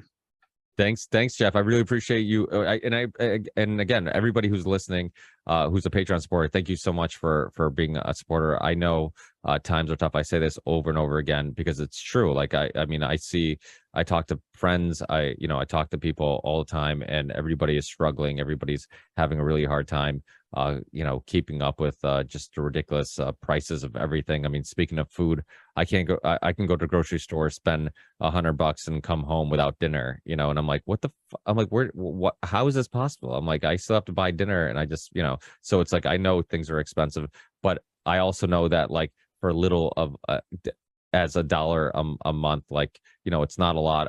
I can't remember how many years I've been supporting Corbett. I've been giving money to Corbett forever because he was one of my first like huge inspirations, and I was getting so much information from his show that I'm like, I kind of owe it to him. Like I feel like I owe it to him, and so I know if everybody contributes, hopefully eventually, we can all get this show full time. But everybody who's taking the time to support me on Patreon, I really, really appreciate it. I know some people don't like Patreon. I think, Matt, you were one of them, right? Weren't you one of the ones who? Oh, there was somebody who's like, I love you on I'd love to support you on Patreon, but like, I don't know how much longer I can be on Patreon, because I know a lot of people were pissed about the censorship with Whitney Webb and I think Corbett. And speaking of Ryan was one of them too, who got kicked off Patreon. But it is one of the easier places to get support, because it's easy to support a content creator, and it's easy to get support on Patreon, so it makes the transactions way easier. But yeah, so my point is, thank you everybody who's supporting me on Patreon.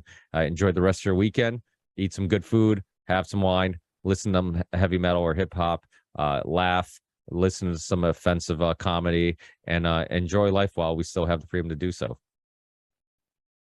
Awesome, Ricky. Thanks for having us on. Thanks, guys. Hey, enjoy the rest of your week. Later. See ya. You too.